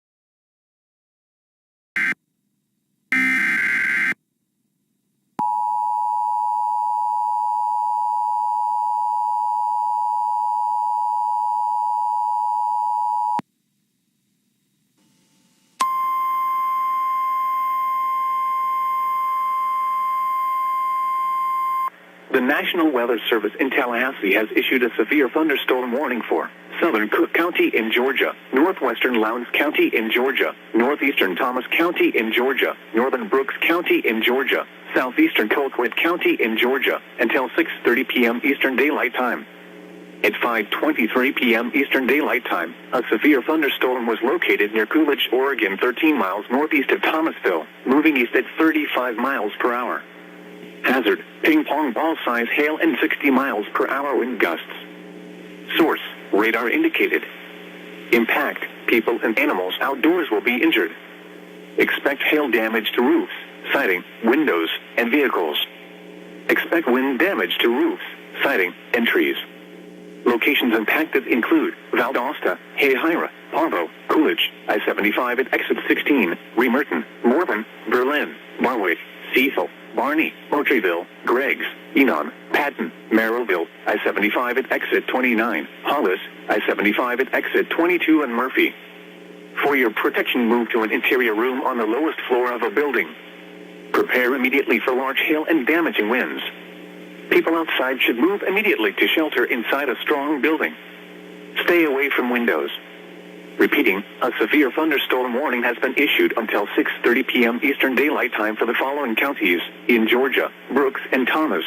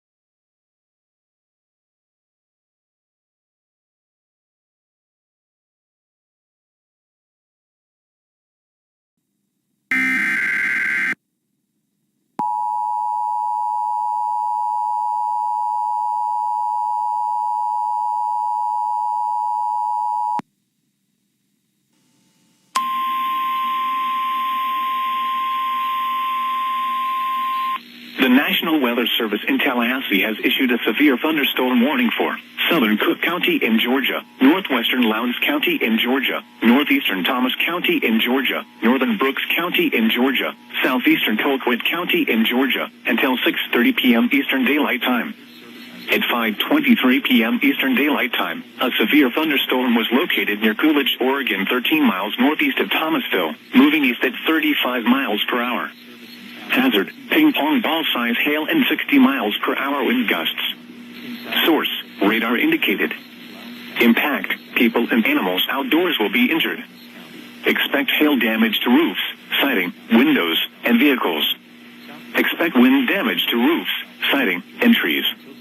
Locations impacted include Valdosta, Hayhira, Parvo, Coolidge, I-75 at exit 16, Remerton, Morven, Berlin, Barwick, Cecil, Barney, Moultrieville, Greggs, Enon, Patton, Merrillville, I-75 at exit 29, Hollis, I-75 at exit 22 and Murphy. For your protection, move to an interior room on the lowest floor of a building. Prepare immediately for large hail and damaging winds. People outside should move immediately to shelter inside a strong building. Stay away from windows. Repeating, a severe thunderstorm warning has been issued until 6:30 p.m. Eastern Daylight Time for the following counties in Georgia, Brooks, Colquitt, Cook, and Lowndes.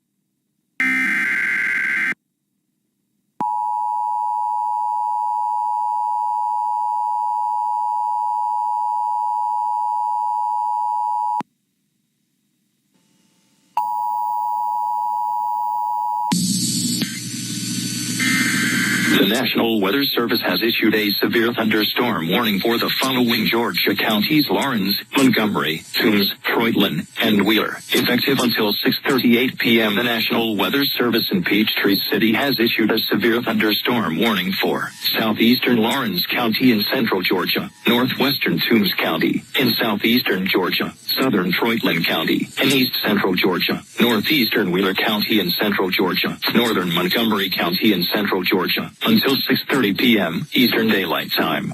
At 5:37 p.m. Eastern Daylight Time, a severe thunderstorm was located near Lowry, or 8 miles north of Alamo, moving east at 40 miles per hour. Hazard: ping pong ball size hail and 60 miles per hour wind gusts. Source: radar indicated. Impact: people and animals outdoors will be injured. Expect hail damage to roofs, siding, windows, and vehicles. Expect wind damage to roofs, siding, and trees. Locations impacted include Lyons, Mount Vernon, Vidalia, Glenwood, Ailey, Hickston, Tarrytown, Lynchburg, Barnhill, Kibbe, and Normantown. Precautionary/preparedness actions: for your protection, move to an interior room on the lowest floor of a building. If you see wind damage, hail, or flooding, wait until the storm has passed, and then call the National Weather Service toll-free at 1-866-763-4466, or tweet us your report at NWSATLANDA. Precautionary/preparedness actions.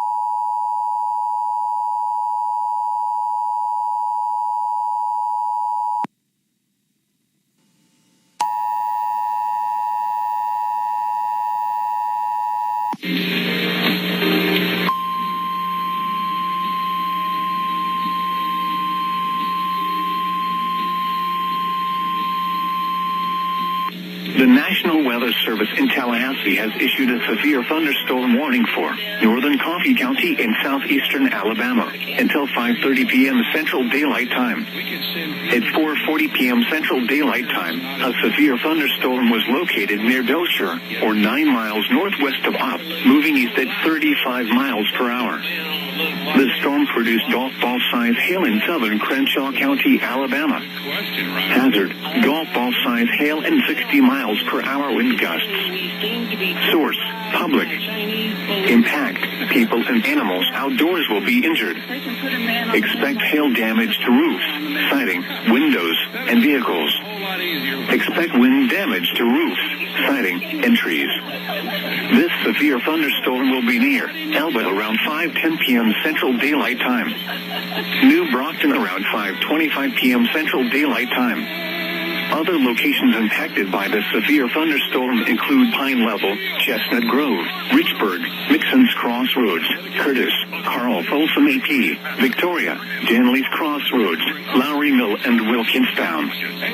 For your protection, move to an interior room on the lowest floor of a building. Repeating, a severe thunderstorm warning has been issued until 5:30 p.m. Central Daylight Time for the following county: Coffee, Alabama.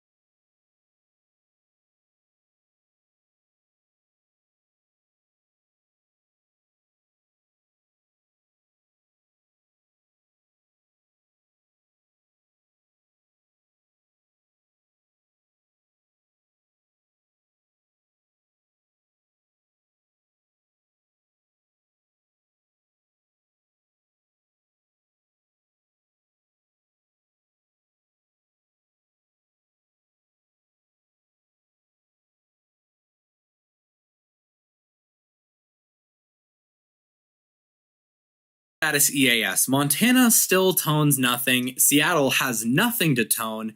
In Florida, well, there's been some hurricane warnings lately. Yeah, and that's the ERN podcast. See you guys next time. No, I'm just kidding.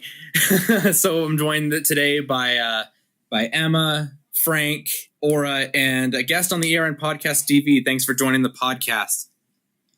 Salut. Yeah. And this episode of the ERN podcast is brought to you by WACN Technologies, one of the leaders in ERN. Yes, it is. Not even just ERN, your EAS Technologies partner. Anna isn't here this episode, but we thought we'd still get it in because why not? I mean, she's cute. She deserves it. Yeah, understandable. So we got a good episode planned for you guys today. We're gonna continue more about how to run an internet radio station the ERN way. We got Emma to talk about both Crossroads in the Mix, also known as ERN, ECH, and ECH Alt, and then we got Aura talk about their station. So it should be a fun one. And then we got Frank back again talking about some updates to WGUP. So that'll be a fun one. So I guess let's just get right into it. Does anyone want to go first on this, or? I mean, why not? Go for it. How does your station run?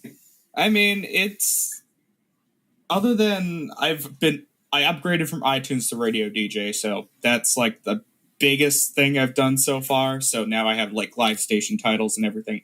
Not station titles, but like it updates the music info. Your live metadata. Yeah, my live metadata updates. I still need to see if I can get images to run, but other than that. Yeah, I know Marley does something cool with Cult where it actually, whenever you send the metadata, it will pull from a database of artist photos. Mm-hmm. So it'll just go from that. So I think that's pretty cool. So and then, of course, getting off of iTunes is a plus. Yeah, and then of course, my monitoring setup, it's really simple. I just have everything set up so lower priority alerts, they have a timeout of like 15 minutes. And like the really important stuff, they send immediately.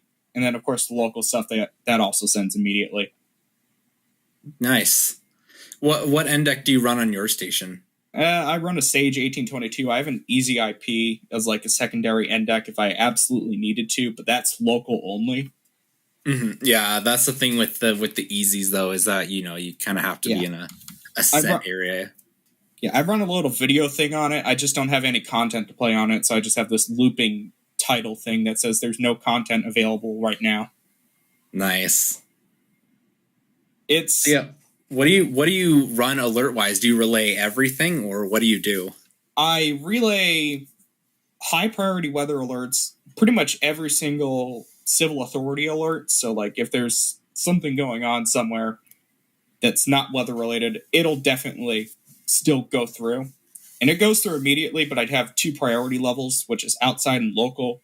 Local always gets the higher priority.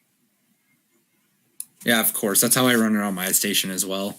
Yeah, so I've had a couple priority overrides, mostly weather-related stuff, like outside weather alerts that I've been relaying have been interrupted with local weather alerts. That's about it, though. Nice. So yeah, you got a pretty simple station. I don't know if there's anything else you want to add. I think we both knew that yours was going to be pretty short. I don't relay RWTs, and that's fair. I respect it. And actually, most RMTs as well that aren't like either the ERN or local RMTs. Do you block demos, or? I block demos. Like any demo that goes through, even ERN system-wide demos, they get blocked. They just show up as a system test and log. Yeah, that's what I do. I block all demos. Yeah. It's just I send them out occasionally, but that's... Yeah, I send them out occasionally, but that's mostly just if I restart my equipment. Yeah, exactly. Make sure things are actually working. Yeah, or if I want to show off my equipment to someone who's visiting or whatever. Yeah, exactly. That's why DMO exists. Yeah, what kind of stuff does your station run music-wise? It's mostly just stuff from Chill Hop Music. Nice. So kind of like Anna a little bit. Yeah. Kind of like that. I have like different playlists that play throughout certain times of the day. So I have a morning, midday, evening, and overnight playlist. And that nice.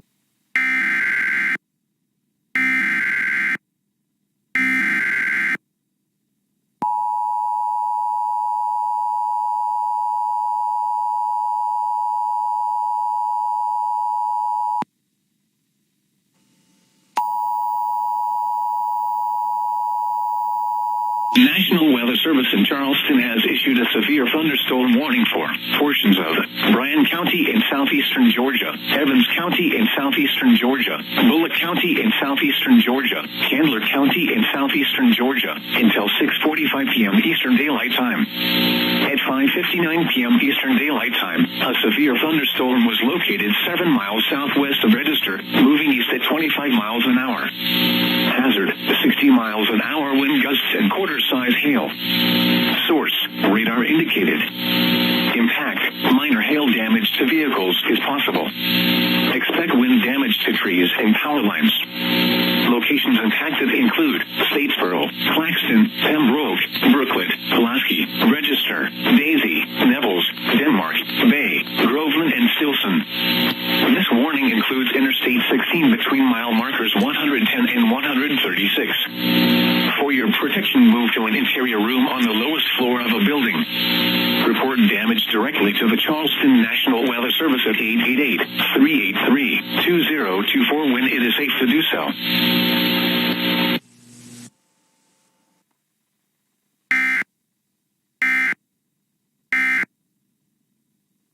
If you got that extra processor horsepower, you can get It's got stereo a- tool on there. It's got a lowly i3 in it, and OBS takes up most of the CPU time. Nice. No, that makes sense. Yeah.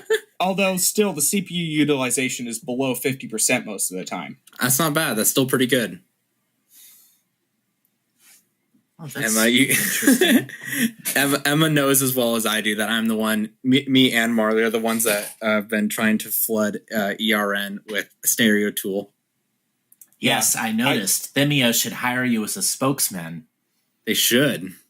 I know I have John to thank for helping me set up, he set up Radio DJ and helped fix a couple of issues I was having with the ERN logger. Nice. So yeah.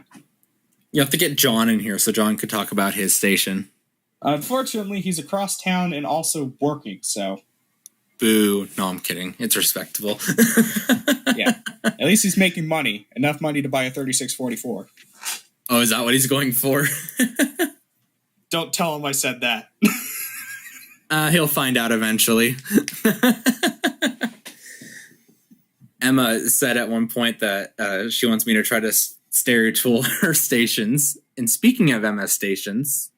I actually have a fairly powerful all-in-one computer that I could probably run stereo tool on and have it run fairly well.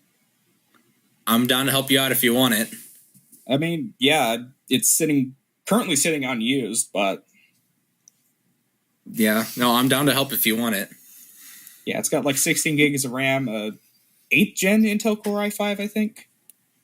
Oh, I'm running a 6th gen i5, and I'm running 2 stereo tool instances along with all my station stuff. I think you'll be fine. Yeah, that computer probably has plenty of power. Yeah. The problem is that I got to get all the new software updates on it. And of course, I have to get all the new stuff on it because I offloaded what was currently set up on that to my streaming computer, so that way I could have an all-in-one solution. Yeah, no, that makes sense. I need to get another serial cable at some point so I can start logging stuff for my Easy, because I currently use the serial cable for that, for programming it. Do you just have your Easy set up right now to do local monitoring, or? The Easy is set for local monitoring. It monitors my Sage, but my Sage does not monitor it. Oh, okay. So that way, sense. Like, if I want to send alerts on it, that would get me kicked out of ERN. I can send alerts on it and the Sage wouldn't care, because it wouldn't know that those alerts are getting sent. Yeah. No, that makes sense. That totally does. Yeah. But anyway, speaking of the one ERN participant that runs 2 different local areas, Emma, which one do you want to talk about first? You know what? I'm gonna let you decide on that one. Let's do the main station. I consider that to be Crossroads. Okay. Well, I'll preface this with a small aside.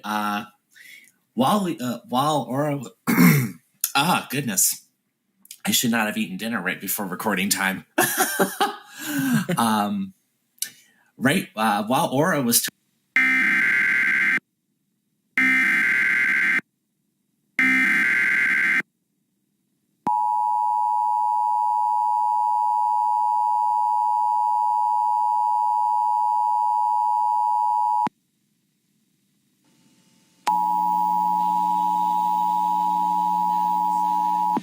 National Weather Service in Tallahassee has issued a severe thunderstorm warning for northwestern Clay County in southwestern Georgia, northern Randolph County in southwestern Georgia, southern Quitman County in southwestern Georgia, west central Terrell County in southwestern Georgia, until 6:45 p.m. Eastern Daylight Time. At 6:06 p.m. Eastern Daylight Time, a severe thunderstorm was located 7 miles southeast of Georgetown, moving northeast at 40 miles per hour. Hazard, 60 miles per hour wind gusts and quarter-size hail. Source, radar indicated. Impact, hail damage to vehicles is expected. Expect wind damage to roofs, siding, and trees. Locations impacted include Cuthbert, Springvale Station, Buona Parks Retreat, Peterson Hill, Coles, White House, Moore's Crossroads, Bricks Place, Garnersville, Bagby State Park, Hatcher, Morris, Brooksville, Benevolence, Springvale, and Wades. For your protection, move to an interior room on the lowest floor of a building. Prepare immediately for large hail and damaging winds. People outside should move immediately to shelter inside a strong building. Stay away from windows. Repeating, a severe thunderstorm warning has been issued until 6:45 p.m. Eastern Daylight Time for the following counties in Georgia: Clay, Quitman, Randolph, and Terrell.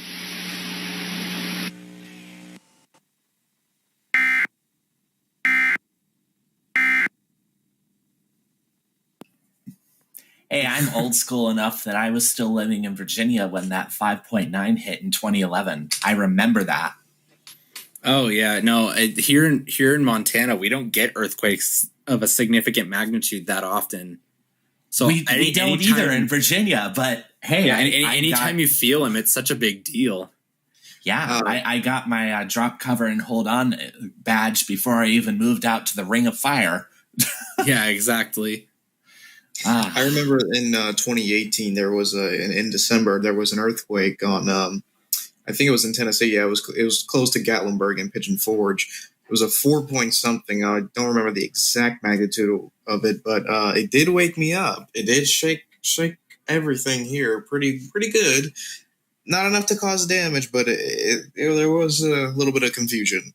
My first thought was that it was a dream, and I didn't realize what was going on at the time, and so I just went outside my room. My dog is looking around confused, and so that's when I knew. I was like, okay, something happened here.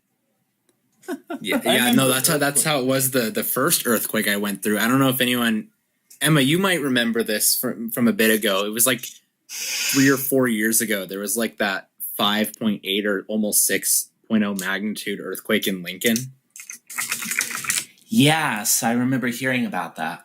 Yeah, I felt that all the way in Great Falls. It was like 11 o'clock at night. I was watching YouTube on my phone, and it felt like my dog was jumping on my bed. No, it was a really big earthquake.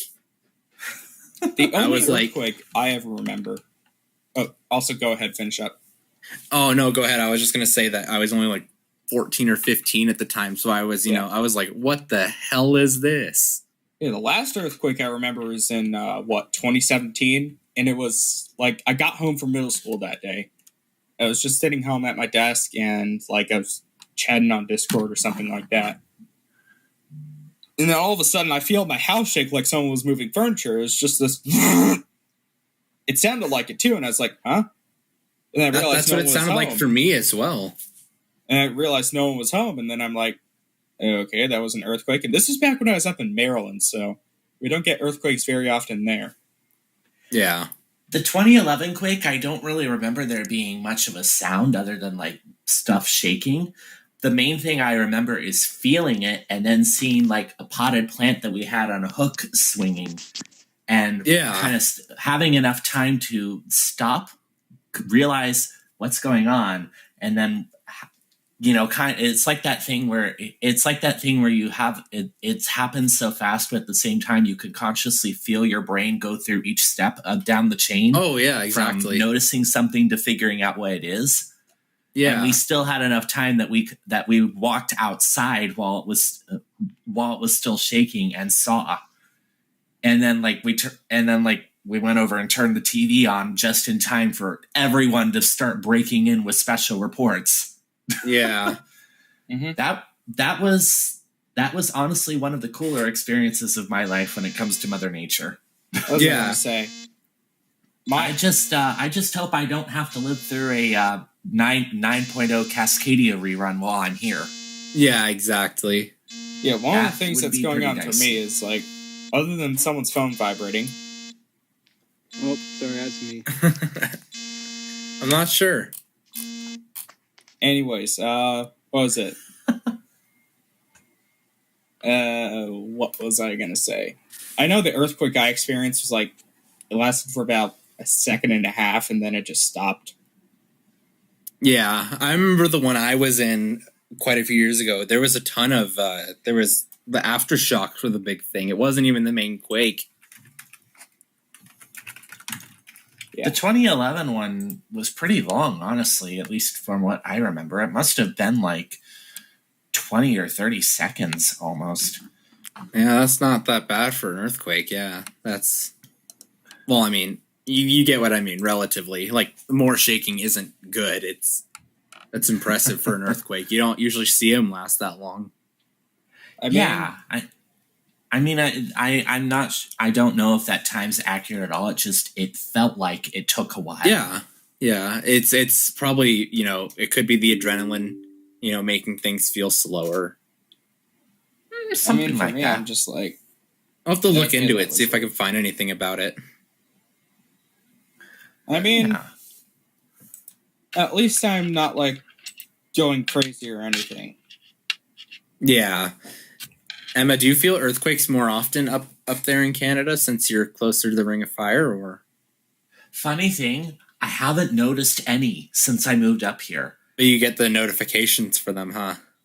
Well, yes, I have the NWS Tsunami Alerts Twitter account set to notify for all tweets. Oh, so yeah. So I know about anything going on that could possibly be like a tsunami threat, because my local coverage area, I would be getting tsunami warnings off air. And I care about that in general, but like I know that earthquakes happen. I know they happen a lot here in British Columbia, like the one that just happened 15 minutes ago now. But I've yet to feel any one that I could identify as an earthquake. What was I going to say? That reminds me, like, I need to double check and make sure my filters are okay. Because, I don't know, sometimes my filters are a little bit wrong and I don't realize it until an alert comes in that was supposed to be for, like, an emergency filter, and it turns out it was just an outside weather filter. Yeah. Yeah, I'm looking at that, the information about that earthquake now, and it doesn't look like it's that. It looks like the feeling of it went more into the ocean. At least from what I'm seeing. I don't really know. I'm not really good with finding the one that just info. happened? Yeah. I'm on USGS. Also, if you're looking for earthquake information, literally anywhere in the world, USGS is your friend. Oh, yes. Yeah, I can tell that. Yeah. On the topic of earthquakes, I was actually, I wouldn't say hoping for an earthquake, but steadily preparing myself in the event of an aftershock from the 2019 Albanian earthquake. That was a 6.4 on the Richter scale, and aftershocks lasted pretty long time up in that area. So I wouldn't say I was expecting one, but I was prepared. Yeah. That was actually the deadliest earthquake of 2019. Yeah. Oof. No, I meant that as a quick aside, but we spent 15 minutes talking about earthquakes.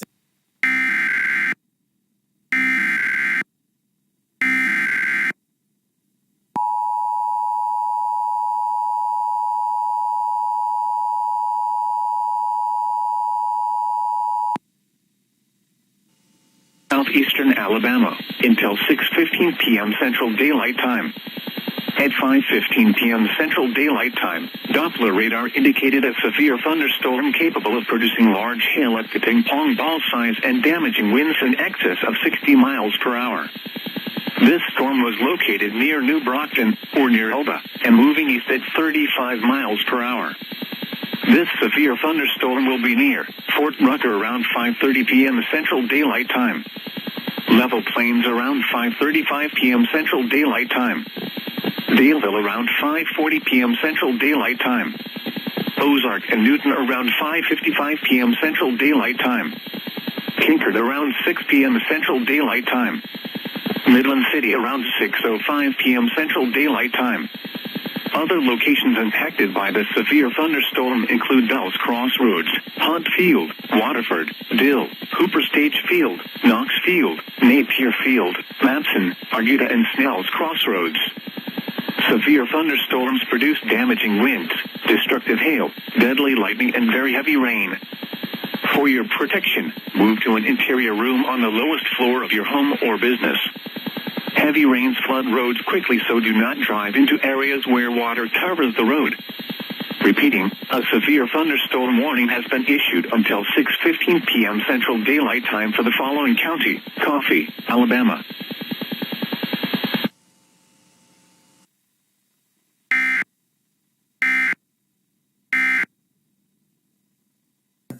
Yeah, because before that was West Weather Network, wasn't it? Yeah, there was Gwest WNR, and then, like, NERP and such came around, too. And then, but yeah, in terms of the Gwest line, it was Maggard, wasn't it?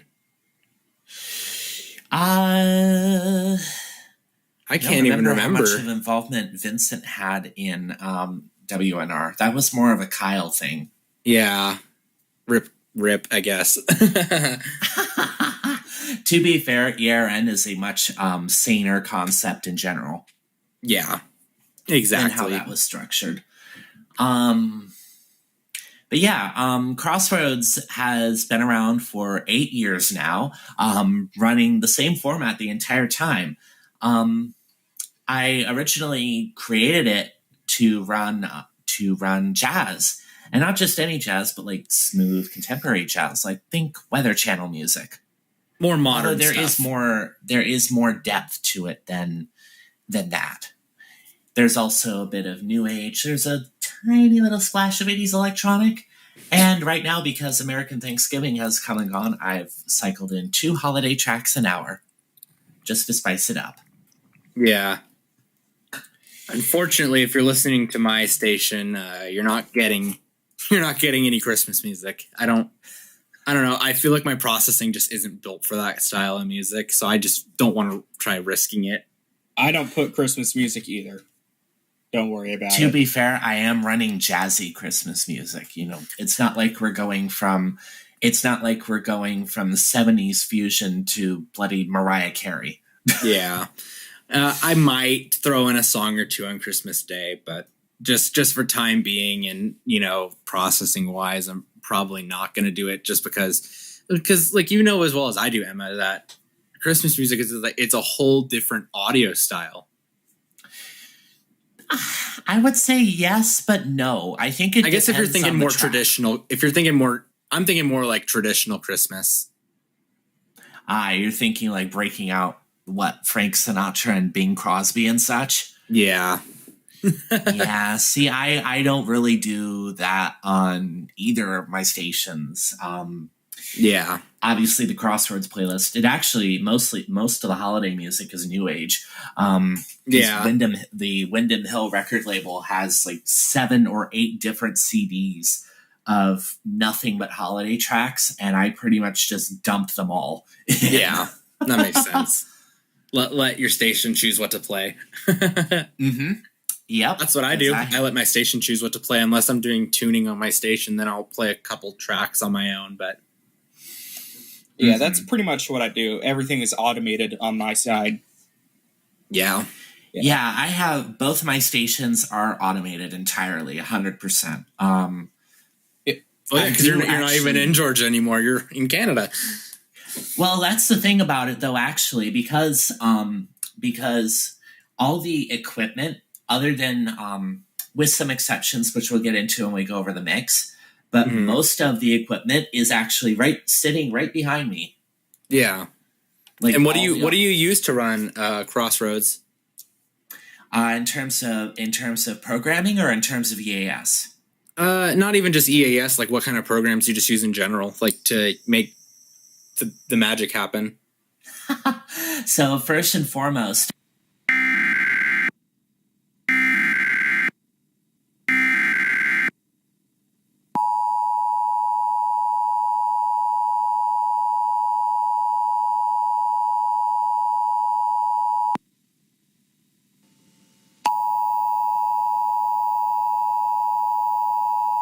The National Weather Service in Tallahassee has issued a severe thunderstorm warning for Dale County in southeastern Alabama, northeastern Coffee County in southeastern Alabama, until 6:15 p.m. Central Daylight Time.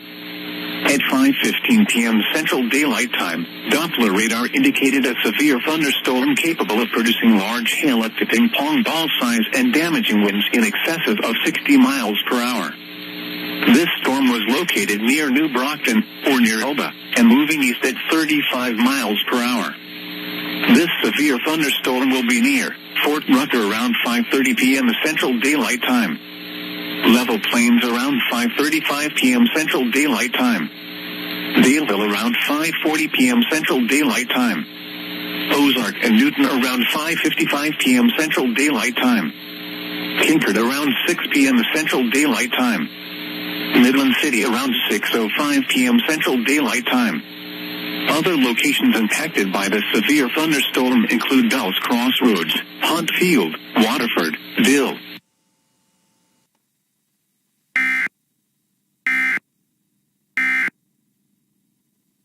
HTTPS on the same port. Oh, nice. I think I read through the code. My high-level overall understanding is that it basically looks, and if the browser tries to send SSL headers to it, it'll talk it to it in SSL, and if it doesn't, it'll just depends on the headers. Yeah. Mm-hmm. Oh, that's actually pretty cool. It's probably a stupid way of doing it, but hey, it consolidates your traffic, and it consolidates my traffic. Yeah, especially you don't have to have as many ports open. Well, I run my IceCast server on a VPS, so that's not an issue. Yeah, exactly. Yeah, I try not to home host stuff that's directly public facing where I can avoid it. Yeah. Yeah. Go ahead. Oh, sorry. Go ahead. I was going to say, one of the things I wish I could do with like IceCast or some other service is, like send alerts directly to it so that way it could, like, if there's a special app that could do it, notify a user of an incoming alert over like the EAS or whatever.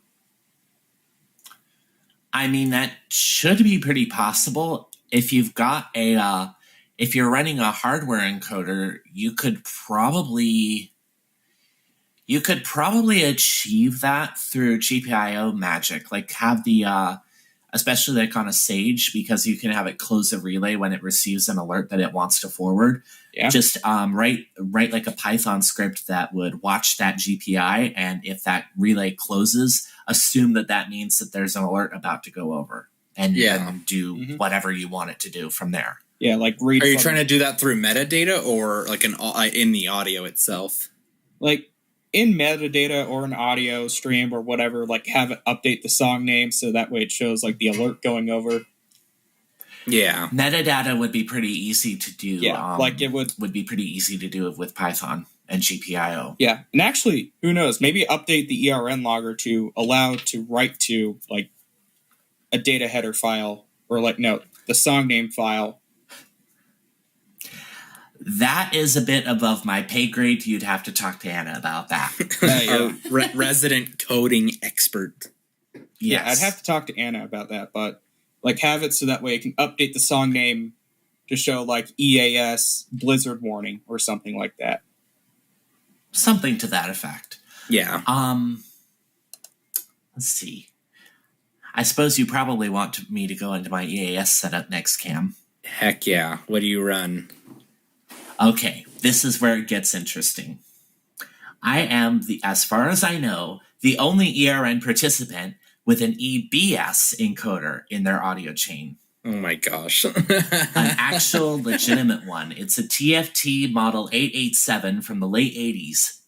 Nice. It is fully functional. I have used it on air before, and it is in the programming chain.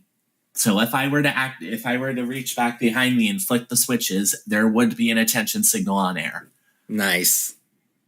It's an FM model, so actually I have it rigged up. It not only does it act as an encoder in its own right, or I guess an NDEC, because it also decodes attention signals, of course. Yeah. It actually has an output on the back that's just the raw radio receiver audio. So I also use it as a monitor for my Sage. Nice. Which, speaking of, yes, Crossroads has an 1822. Had it for over 5 years now. It runs a pretty old firmware version, actually, 5.88 to be specific. But it works fine. I'm trying to think of what do most 1822s that you find nowadays? Don't those run a version of 6? Yeah, mine's running 6.1A. I got it from, was it one of the local low power stations, actually. It was WCSP. Nice. Oh, yes, I've heard of them. Yeah, I got my 1822. It was on eBay, but the station it came from was WCSP. So, oh, nice. Yeah. And the call sign was still set as WCSP when I got it. Yeah. So, like, I saw their local area. It was basically any typical DC local area. So, yeah, like, unfortunately for me, when I got my DAS deck, I couldn't tell what station it came from because it had never been set up. My Sage specifically came from KREH AM in Houston, Texas. Oh, nice. Which, ironically, that station is not originally from Houston. It moved in from Louisiana. My girlfriend, Samantha, when I told her about my Sage, proceeded to put on her researcher hat and rewrite and pretty much massively expand KREH's Wikipedia article. So if you want to read about the history of that station, there's a good article waiting for you there.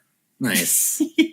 So you said 1822 on Crossroads with that EBS encoder decoder. What do you have anything else related to EAS on there? Like what do you relay on Crossroads? Well, I suppose I should answer the first question. When I still lived in Georgia, my TFT EAS 911, which if you look at the video feed we've got here, you can actually see it behind me. Yeah.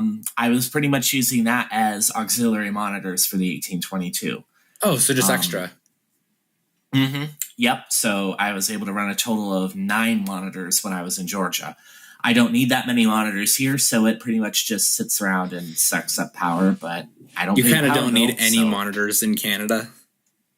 Well, I mean, I have a few. Like I live about 2 miles north of the border, so I can readily receive several stations from south of the border, but I don't need any Canadian monitors, of course. Not that those stops me, though. Are you able to pick up no weather radio from up there from the States, or? Yes and no. Yes, because there is an NWR transmitter about 15 miles from me, KAD93. No, because the dorm building that I'm in has such high RFI that it completely blots out the signal. Okay. I know it's like if I step outside and pull out, say, HH54, I'll get KAD93. If I go up to the 4th floor and put my scanner up there, not only do I get KAD93, I even get WWG24 from Port Townsend, which is a pretty good distance from here. Yeah. But, unless I come up with a way to actually get something like that set up permanently, I can't monitor KAD93 over the air. Yeah. What I do monitor, though, is I monitor the local Weather Radio Canada transmitter out of Chilliwack. VFV 785. Because those transmit a certain, it's still same, isn't it? Yes, it is same. That's what I was thinking. It's pretty. I mean, obviously the voices and such are different, and I'll be the first to say I actually I like the new system, but I would rather have the Starcaster voice back. It's kind of the same deal as NWR. I like BMH better, but I wish we could get Tom and Donna and Paul back. Yeah. Paul. Yeah, I mean, the new system on Weather Radio Canada, it seems like it doesn't give as much information as I thought it would. There's not really much of a change in the information. The main thing is that now when it's reading warnings after the initial tone out, it will read detailed information now. Otherwise, like a normal cycle, it's about the same information, which is still a decent amount. Like it does an hourly weather roundup. It does forecast products. It even does travelers weather here, which is something that you don't usually hear on NWR. I actually hear that. I actually hear Travel Cities on KHB 36 and all the Sterling stations. Well, by that I mean, like, it depends on the office. In this case, it's like it will read the forecast for, say, Highway 5 from Hope to Merritt. Yeah. Which, if you ever driven, Mother Nature likes to dump snow there. There's a reason they have snow sheds on the Coquihalla Highway. Yeah, what was I going to say? My station will actually read, like, Baltimore, New York. I think there's a couple of other areas. I think there's, like, Philadelphia, a couple of other areas. So, like, it'll read out forecasts and observations for those cities. I could put it on right now. Yeah, back when I was in Great Falls, WXJ 43 actually read forecasts and observations for stuff like Calgary and Lethbridge and stuff like that, closer to there. The Canadian stations do not read any observations from south of the border, but NWS Seattle stations like KD93 will read marine forecasts from Environment Canada for certain adjacent coastal waters. Oh, which is that makes sense. Which is a little bit of a trip. That's interesting. I guess that would be your main port right there is Port of Seattle, though. Well, the Port of Vancouver is also huge, and then you've got all the waterways here where the border runs through, like the Strait of Georgia and such. And I mean, you've also got smaller ports like Victoria and Bellingham come to mind right off the top of my head. Yeah, exactly. But in terms of SAME, to go back more towards EAS, in terms of SAME, it's pretty familiar. You'll get a weekly every week, every Wednesday at noon on the dot consistently. They are always on time. That's probably automated then. Almost certainly. They stopped doing separate 1050 hertz tests when they switched to the new system. But they still do a monthly test on top of the weekly on the first Wednesday, right after the weekly. Oh, nice. Okay. That under the old system, it was actually kind of interesting because, like, at 11:50 you would get a 1050 hertz test. At noon you would get a weekly, and at 12:10 you'd get a monthly. Nowadays you just get weekly at noon, monthly at like 12:01. It's a double header. Yeah, because I think in the States for National Weather Service, at least this is in the Great Falls region, is they live voiced all their alerts. So I have a feeling that stuff like that in the States isn't automated. No. Generally speaking, weeklies are manually initiated by each WFO. And then if you're Great Falls, you might get them at 12:30 or 1:30, depending on whenever the active forecaster decides, hey, I'm going to go push the buttons and talk. When I lived in NWS Wakefield's coverage area, one week they got confused by the time change and sent a live voice weekly at 10:30 because they thought it was 11:30. Oh, daylight savings time, or? Mm-hmm. And then they sent the regular weekly at 11:30 anyway. Oh, that's so weird.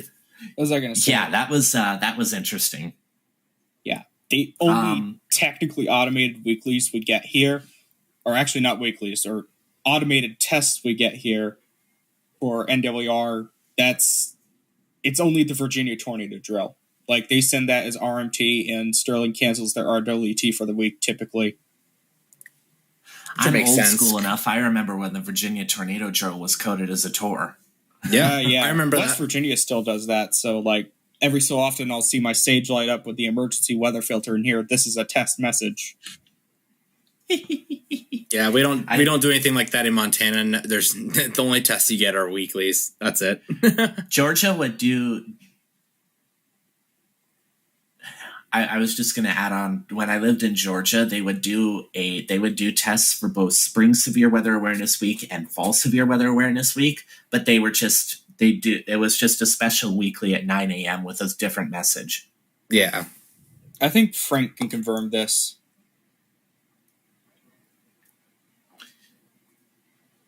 I think Frank is slightly preoccupied at the moment. Understandable. Yeah. What were we talking about? Good job, Frank. We were looking to you to confirm that Peachtree City still just does a special weekly with a different message for severe weather awareness. Yes, they do, but they don't send weeklies anymore. According to this week, as the 10-day century mark will be apparent tomorrow because it'll be 10 days since they last tested. They didn't test this week. Good for job, some reason. Peachtree City. This is why we don't like you. Yeah, that and your inability to comprehend that rotation on a radar means you should issue a tornado warning. Here's the thing. It's always when there's a school break for my county, like my district's break, like if it's a winter break, spring break, or Thanksgiving break like it was this week, they do something weird. Like in December of 2020, they tested 15 minutes early. In spring of sometime, I don't know, they did something weird. And today, or this week, they didn't test at all. The person that issued tests must be a student and was staying home for the week. What was I going to say? Ever since KH36 went wireless, I've been wanting to get an alert. So this week's weekly test was the first time I've actually heard them send an alert with the new wireless system. Nice. Let's see. We got completely off topic there again. Severe weather stuff is different for both the winter. I say winter. They call it a spring, even though it's in February. Yeah. I never understood why they did it so early in Georgia. Then again, we've had massive tornado outbreaks in January, so I guess it makes sense. Yeah, and what's funny, in 2020 we had the drill in on Wednesday, February 5th, and literally the next day, my school was put under a tornado warning. Yes, I remember that. I remember that. That was at least they made sure that it worked. Yeah. We literally took shelter into the basement the day of the drill, and then literally not even 24 hours later, we're in the basement again for an actual tornado warning. Well, at least you're able to test your ways of doing things. Oh yeah, and everyone was like flocking to me for information because I had the radar, I had the weather radios, I had everything, and so everyone was just coming up to me. Yeah, that's how it is for me since I'm known as the weather nerd. Pretty much.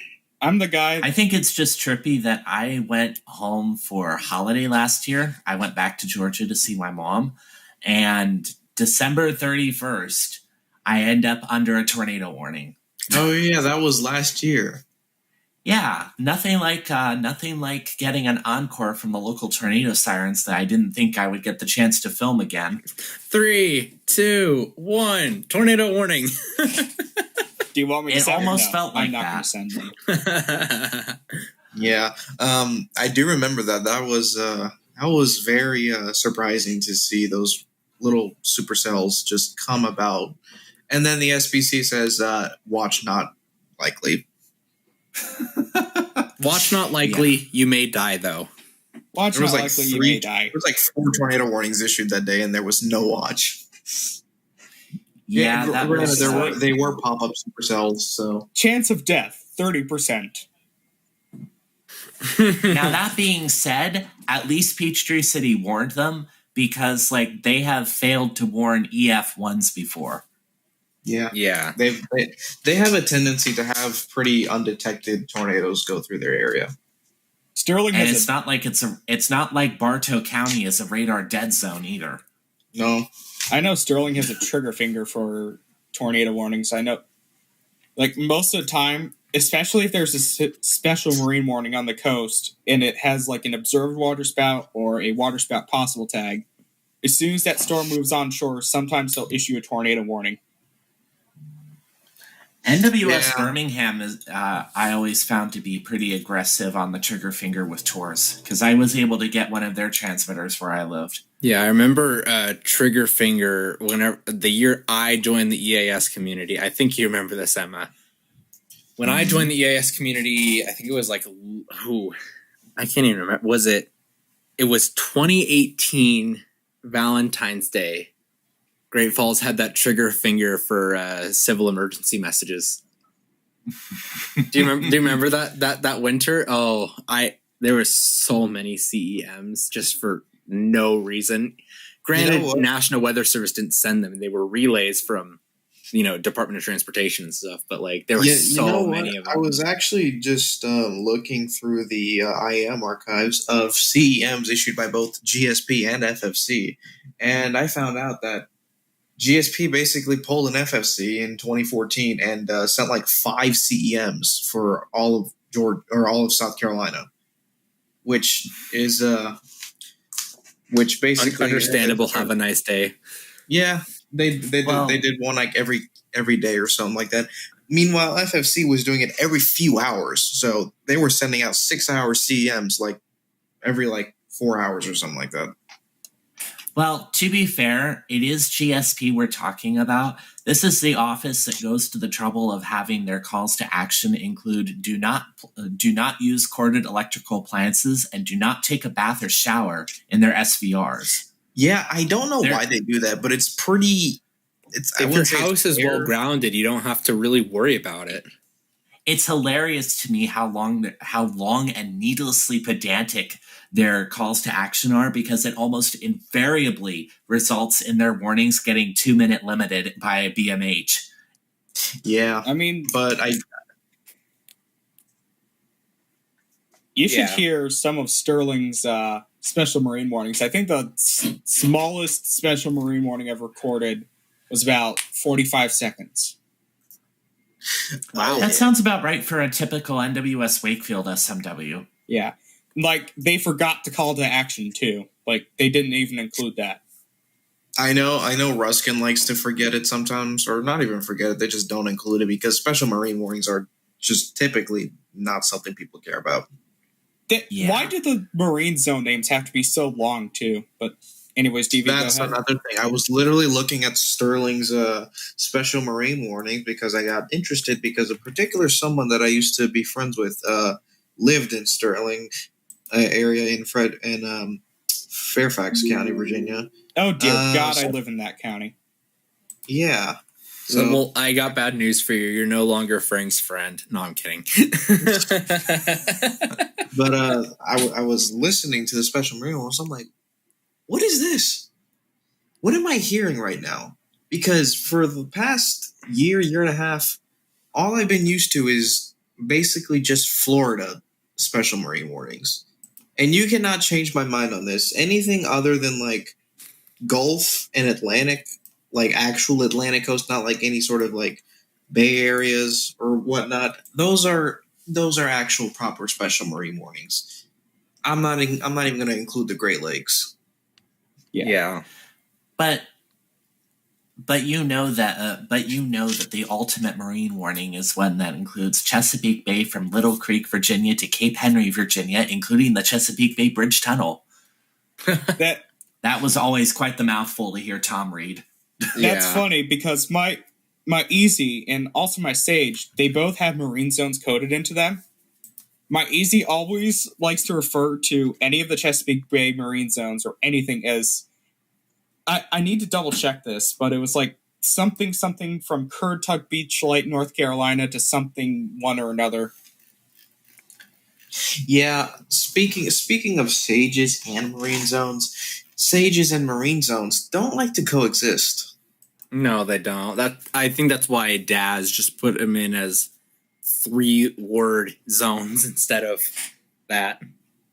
Yeah. Because Like if you've ever seen a special marine warning on a DAS, especially the one like in California we were talking about a while back, it'll just say like North Pacific Ocean. Like that's it. North Pacific Yeah, Ocean. I just see like Sterling's marine warnings when I saw them relaying on, was it Ari's station back when she still had a station? It was just Northwest North Atlantic Ocean, like repeated 5 times. Yeah, exactly. Because Daz just doesn't care enough to put. Well, that's not a bad thing though. Like I think it's ridiculous to have to, especially if you're like in TV or something, or like a cable system, and you have to have like a scroll that has 5,000 words because your goddamn marine zones are that long. Well, here's the thing: if David can make a file for his logger that includes every single FIPS code and subdivision of those FIPS codes, I'm pretty sure Daz and Sage can do the same thing. What was I going to say? Yeah. I think it's just more for the like, especially like TV, because Daz is like, Emma can tell me, like Emma can agree with this, is that Daz is more prevalent in TV than radio. Right. Yes. And especially when you're having to scroll video, it's like me working in a TV station. They tell you like, if you can, don't run like EAS stuff over like advertisement if possible, because obviously I shouldn't have to explain that one, like why the company would want that. But like if you're gonna have to keep scrolling for longer, you might have a scroll that might last 3 or 4 minutes depending on how many times you have to loop it. What was I going to say? Yeah, because it's basically crazy. How I have my Kodi set up on my Sage, it'll repeat on the slowest settings 5 times, because that's pretty much equivalent to 2 minutes, roughly. So it'll go through your alert time, basically. Unless some weekly is like 32 counties long. So basically Michael's local area. Yeah. It'll take forever if it does that. My auto weeklies and most of my local alerts, I haven't confined to just the immediate DC area. Like I monitor for more counties. I just have sending limited to immediate counties. Yeah. So speaking of that, because we got completely sidetracked again. Yeah. Do you have anything else you want to talk about Crossroads, or do we want to go on to the mix? Well, I should mention like relay criteria for Crossroads, because it's actually fairly limited. Because Crossroads, like obviously I want EAS on there. If I didn't, I wouldn't have a Sage and an EBS box in the chain. Yeah. But at the same time, I'm very limited in what I relay. When I was in Georgia, it was pretty much a sync, but that was also because in Georgia, Crossroads was not part of ERN. So I just monitored entirely local and relayed entirely local based off of that. Yeah. Up here, mainly, I don't relay very much local because there's not very much local to relay, but I'll relay anything weather for like Washington, Oregon, Idaho. I'm hoping to relay for British Columbia in the future, because I do monitor WRC, and I've actually had an SVR up here, if you can believe that. Yeah, and that was that over Weather Radio Canada? Yep, it did tone. The main issue I have with relaying Weather Radio Canada is because there's so many unknown FIPS codes, the Sage will lock up for a good 6 or 7 seconds. While it tries to figure out what the hell it is. Yes, and it does not record audio during that time. So what I'm hoping is that either A, we can at some point manage to figure out how to get it to properly handle Canadian FIPS, or B, I'll get a DAS or something and monitor VFV 785 with that. I was going to say, get a 3644, because I believe those are built for Canadian markets as well. I don't know if the U.S. firmware will have support for. I don't know that U.S. firmware will have support for that, and also like CLCs, our version of FIPS, are not used in Alert Ready. So, okay. At least not in the same way. So I don't know that they would have actually programmed that into the blue box. It's definitely in the DAS though, for sure. I wouldn't be surprised if the DAS would handle it a lot better. Yeah. What was I going to say? Have you considered programming the area codes into your Sage, like having them as custom areas? I tried that, and I don't know that it really made that much of a difference. But then again, I was programming in a lot of codes when I played with that. So maybe if I just program in the codes that VFE 785 actually tones for, it would work. Yeah, because I was going to say it's probably because it has to look through the default table first and then go to the custom table. And if it's getting locked up on the main table, that it wouldn't change anything if it has to go through that before going to the custom. The main thing would be that there's not really a way for me to add filters based off of custom locations that I know of. Yeah. Huh. And that's so interesting. that kind of defeats the point. I might actually scroll through my Sage real quick and see if I can add a filter for a custom location I added. I got to see if I have my custom locations incoming. Okay, let's see. While you do that, one thing I can carry from VFE 785, and I do, is I carry the monthly test because that has 1050 hertz in it, so there's enough time that I'll catch up and start recording before the voice message kicks in. Yeah. So that I carry. Otherwise, anything for Washington, Oregon, Idaho that I get through ERN or locally, I'll carry it, except for weeklies. Yeah. And demos. Those can go away. I don't care about those, but yeah. Other than that, I don't know that there's very much else to it. I could get into minutiae, but that would only really be relevant for a tutorial. And also, Frank appears to be losing his mind over there, so I think I need to yield the floor for a minute here for him. I don't know. He said in the Discord chat that he's just trying to get me to laugh. Yeah, I'm trying to make you laugh on stream or on recording. Little do the listeners know that I edit out every crap piece of audio. That's quite a while to I'm go through. I'm scrolling through the areas on my Sage just to see if any of my custom locations will pop up. I have a feeling the answer is no. If the answer is yes, then that's another reason for me to actually get new firmware at some point. Let's see. So far, nothing yet, but I'm going to double check. I would like to interrupt this podcast by saying that Cult is off the air. Uh-oh. Shocking. Very shocking, and my monitor is having a seizure. And I'll probably get an email from Better Uptime saying my DASDEC monitor is down at some point. I can get stuff from the St. Lawrence River. So here's that screenshot in the Discord chat. It's absolutely going wild.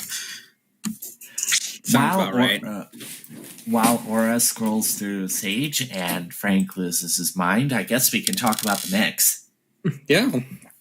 Because that's where the mix is in Georgia. It relays stuff. Done. Thank you for that enlightening contribution, Frank. How do we survive without you? I don't know, man. I'm just doing my job. Because the mix is what runs the easy.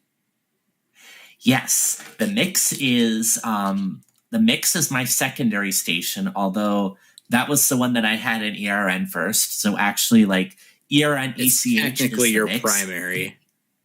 For ERN purposes, it's my primary. For my purposes, it's my secondary. Yeah, the mix is what happens when you take a typical AC station, combine it with a typical classic hit station, combine that with a typical variety hit station, add a splash of Canadian content, and do all of that while you're stoned. When you say Canadian content, does that include Drake by any chance? No. That's not and a funnily Canadian. enough, as I was driving back from getting dinner, they were talking about Drake on the station I was listening to, the Drake curse. What about Frank? Your station is the one that runs 95% Drake. Not 95%. Well, let me guess, 90%. Yeah. What was I going to say? Close to 20%. I know I was scrolling through my That's a large chunk of your station. Listen, most of it is just the new album. So, see, the we'll get artist into I do that with. I know I was scrolling through my station. It just gave up displaying marine zones. It just St. Lawrence River from ... That's it. We'll get into what WGUP plays later.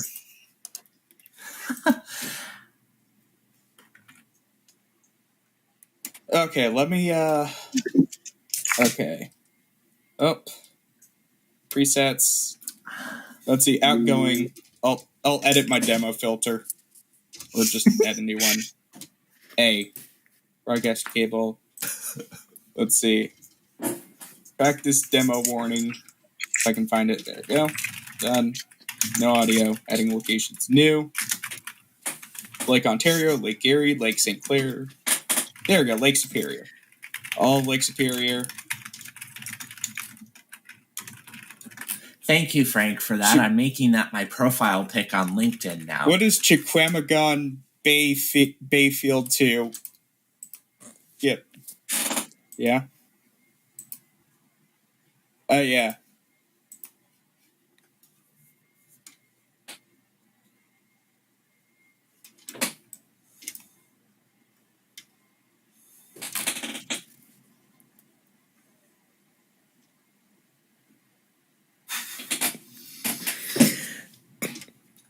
But yeah, so getting back on track, let's get back to the mix.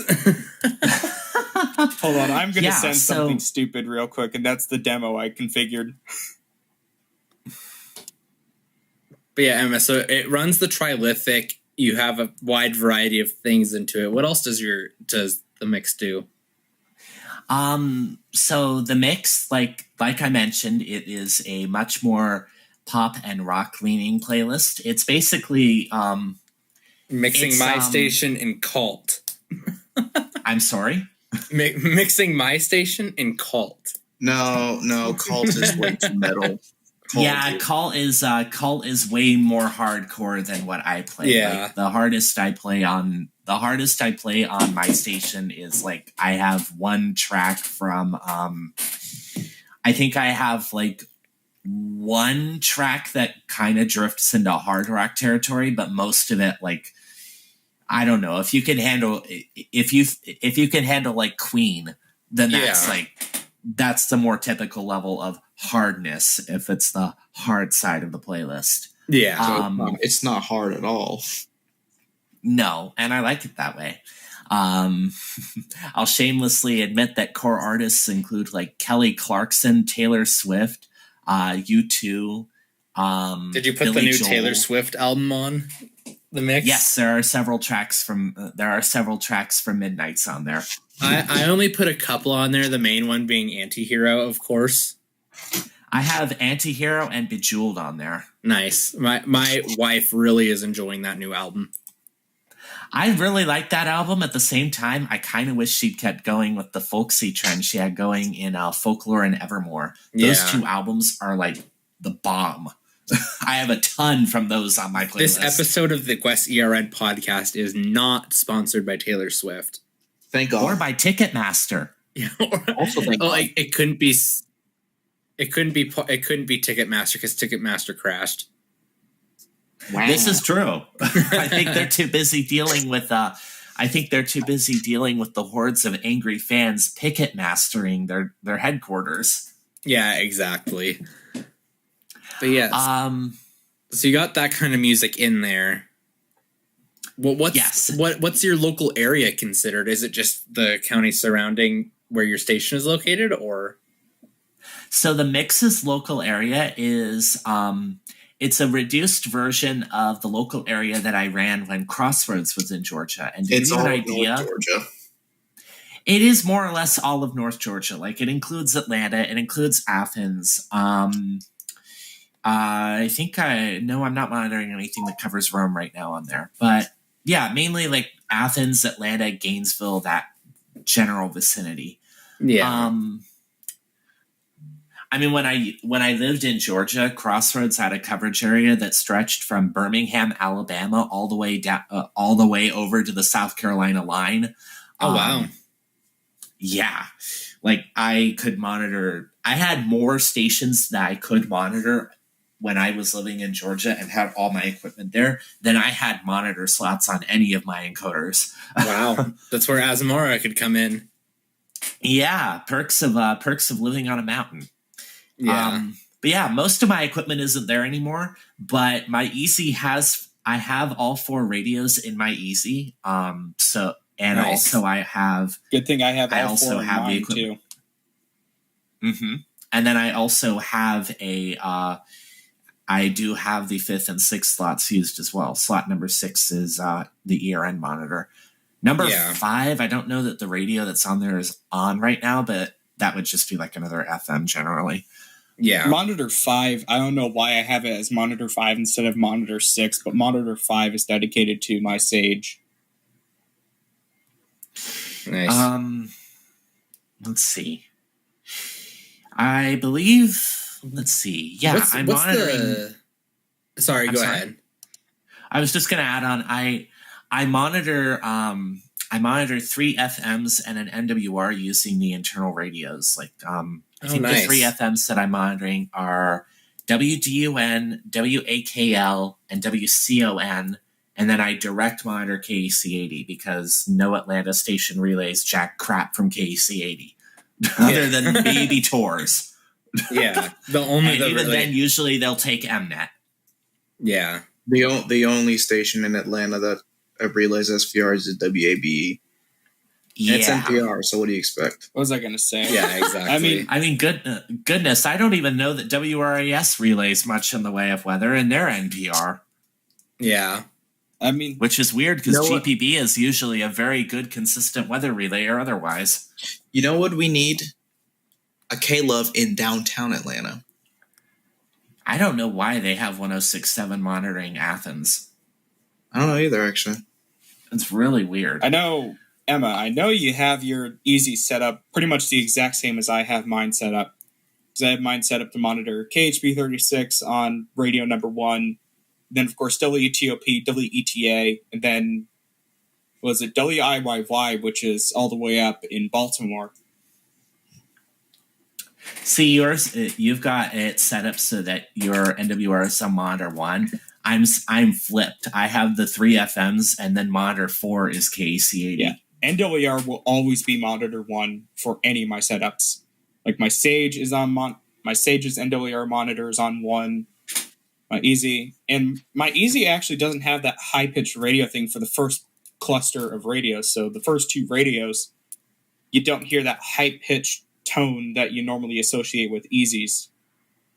My mom has heard that tone before. She hates it. She says it sounds just like her tinnitus, which I guess should tell you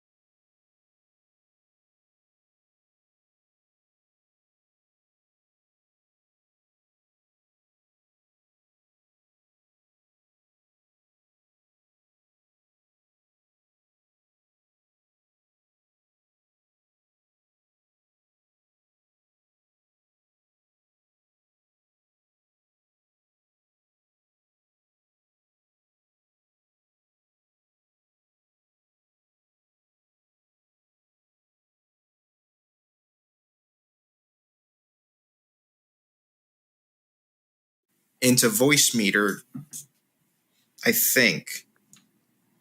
So I'm gonna say, I know my audio is relatively unprocessed. No, it's a very confusing little thing I have going on. I haven't fully done it. This was mostly Marley doing this, like team viewing into my computer. So I think how it is, it's radio DJ into the capture card, and then going into my Sage, and then from my Sage into a sound card, which is then going into voice meter to up the volume because my capture card is stupidly quiet for some reason. So then that needed to be worked out. And then that goes into stereo tool, and that goes into a virtual audio cable, which goes into the IceCast. Nice.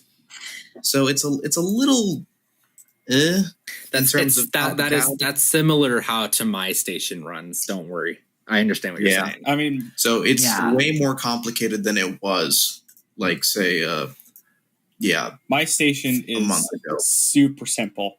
Like, you have radio DJ to the Sage, and then the Sage to my computer sound card.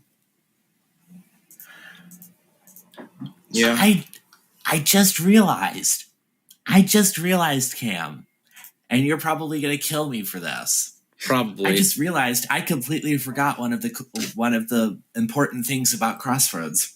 What? Not only am I the only ERN participant with a functioning EBS encoder in the air chain, I am the only ERN participant with EAS, EBS, and NPAS all in the chain. Nice. Because Frank was talking about his complicated setup, and I was about to just mention, mine's just as complicated, and then I remember there's a piece to that I hadn't mentioned. Yeah. Yeah, I have Open Broadcaster in the air chain, specifically and solely to do NPAS. And that gets overridden by both EBS and EAS. Nice. But I know that's like a complete side tangent, but I felt like I needed to mention that. Hey, this is the ERN podcast. Our whole meaning is side tangents at this point. Mm-hmm. Pretty much. But basically, unlike my 1822, which came from a specific radio station, which was WSSW in Wisconsin. Fun fact about that, actually, this, like my 1822, very well could have picked up and relayed the Wisconsin civil danger warning that was sent out on NWR. I think it was a civil emergency. Oh no, was it? No, it was a civil danger warning. Oh yeah. For very heavy blizzard conditions in 2011. So this thing, what I'm pointing to, but nobody can really see it. But it's right next to my digital. Oh no, I saw it in your camera. I know where it is. It's right there. Yeah, it's literally right there. It doesn't have a terminal block in it because the terminal block that came with my digital is a pain in the actual. It's hell. I don't understand how it's not cooperating with me. Like none of the little doors open or close. Yeah. So I have to terminal strips always are a crapshoot. Yeah. But once I get that one going on, I'm probably going to have monitors going to and from both my index. So if I were you, I would use your 1822 as a just extra monitor. I wouldn't even wire them together. Yeah, but I kind of want to use this as a local NDEC, kind of like I don't know who does it.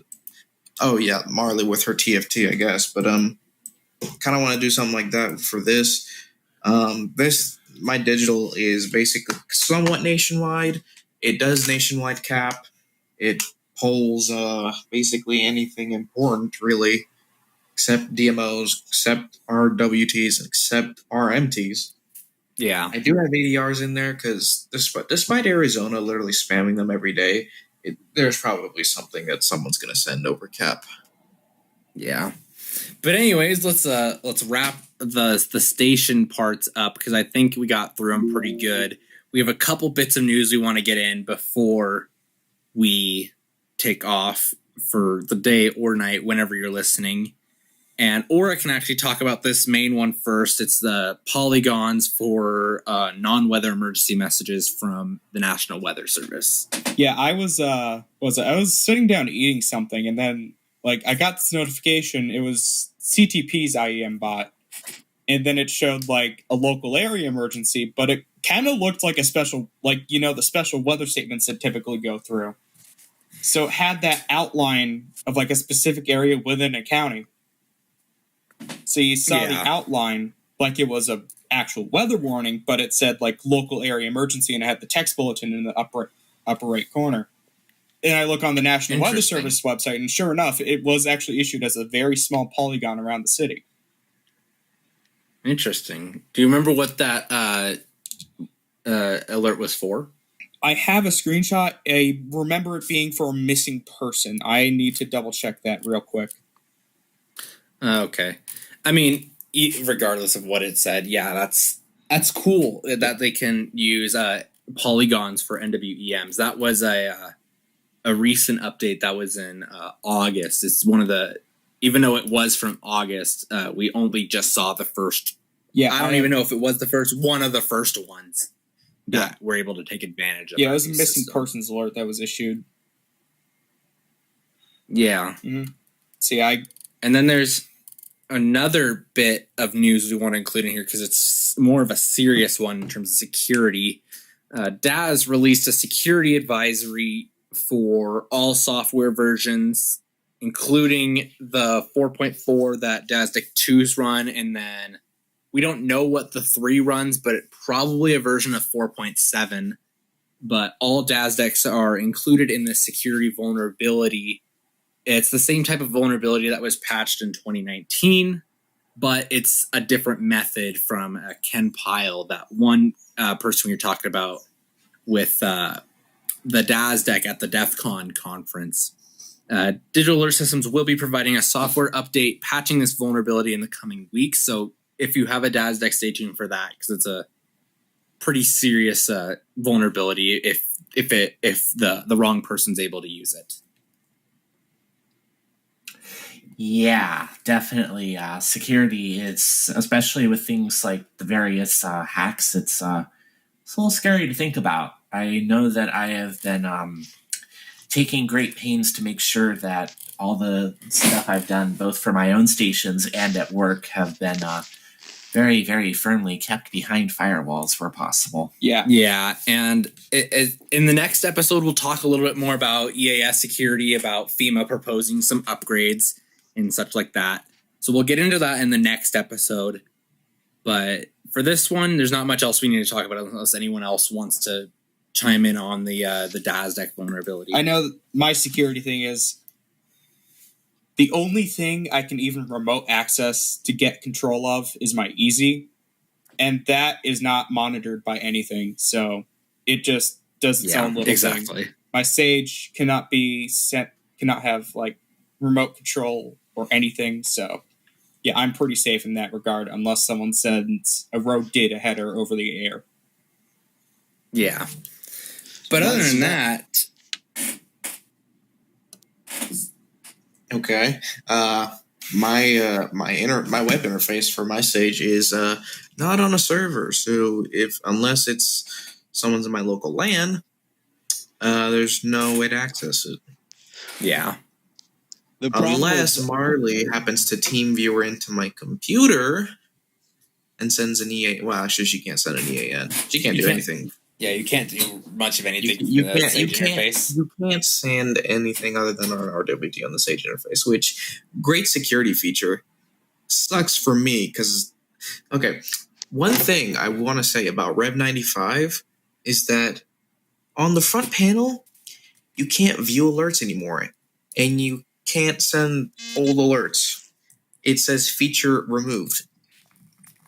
Yeah. So you need to go into the actual web interface and look at your logs, but you can't resend those logs. So I'm a little annoyed at that. Interesting. But other than that, I think this is as good a time as any to wrap up. DV, did you have something to include there? Yeah, I did, and then I got walked over about 3 times. And anyways, I wanted to just say that the EAS is pretty much like over the air, unless you have 0 over the air monitors. Basically, anybody can go ahead, transmit a header over the air and set off your station, which can set off other stations. It's pretty unsecure for what it is. There's no verification level going on for the legacy system, but that's just I don't think it was ever considered back in 1994 when it was introduced, and then in 1997 when it was federally adopted. I don't think it was even a consideration that anybody would do that. Yeah. Until you got like the 2006 zombie hack. Yeah. But other than that, yeah, I think this is as good a time as any to wrap up. So, yeah, this has been the ERN Podcast Season 2. Yeah, it's been good so far. If we get more ERN participants in the next episode, we'll include that. The next episode, we'll also talk about security of EAS and just stuff like that in terms of alerting systems. And, yeah, if you enjoy what you're hearing, you can follow the ERN Podcast on literally any platform ever, because we somehow managed to get it everywhere. I still don't know how. And Emma's got something. And if you order within the next 15 minutes, we'll double the offer and give you 2 ERN podcasts for just $19.95 plus shipping and handling. Exactly. One might take. I don't know if we'll do an uncut. That takes I don't even know where I'd post that. But yeah, just make that a Patreon reward. Yeah, income. No, I'm kidding. It's 10 o'clock at night. Oh, well. It's 12 in the morning. Dude, it's 12:30 here. Dude, it's 11:22. 9:22 p.m. here. Congratulations. Yeah, we're all across the North America. I was going to say, I am not in the U.S. Thank you very much. Yeah. Other than that, yeah, if you like what you're hearing, follow the ERN Podcast. You can also listen to the same podcast here on YouTube. You could look up the GWES ERN Podcast. I also want to start uploading EAS memes there. We already did one with the EAS Slander video. So if you like that, follow the ERN Podcast. the one that you kind of stole from me. I stole it from you, but I made it better. No, I'm kidding. The original's better. No, before. Hey, if we're shamelessly plugging things, I should shamelessly plug that you can hear me on the radio every Wednesday from 5 to 9 p.m. on Civil Radio for my show, The Spin. It's like Seinfeld, but for music. In other words, it's a show about nothing. Okay. Yep. But yes, this has been... is now a cult media radio station, so go to cultmedia.ml. That's my shameless plug. A Heartland Communications Group station. But yeah, we'll see you guys in the next episode. Yeah. Bye. Right, see you, people. See ya. Bye. You're listening to Internet radio station CRTV, part of the Emergency Alert System Relay Network, created by the Global Weather and EAS Society. And that concludes this episode of the GWES ERN Podcast, here on CRTV. You can follow the ERN Podcast wherever you prefer to listen to your podcasts, as it is available on all platforms to stay up to date on all new episodes. And now, CRTV returns to our daytime programming. You're listening to Internet radio station CRTV, part of the Emergency Alert System Relay Network, created by the Global Weather and EAS Society. You should take it as a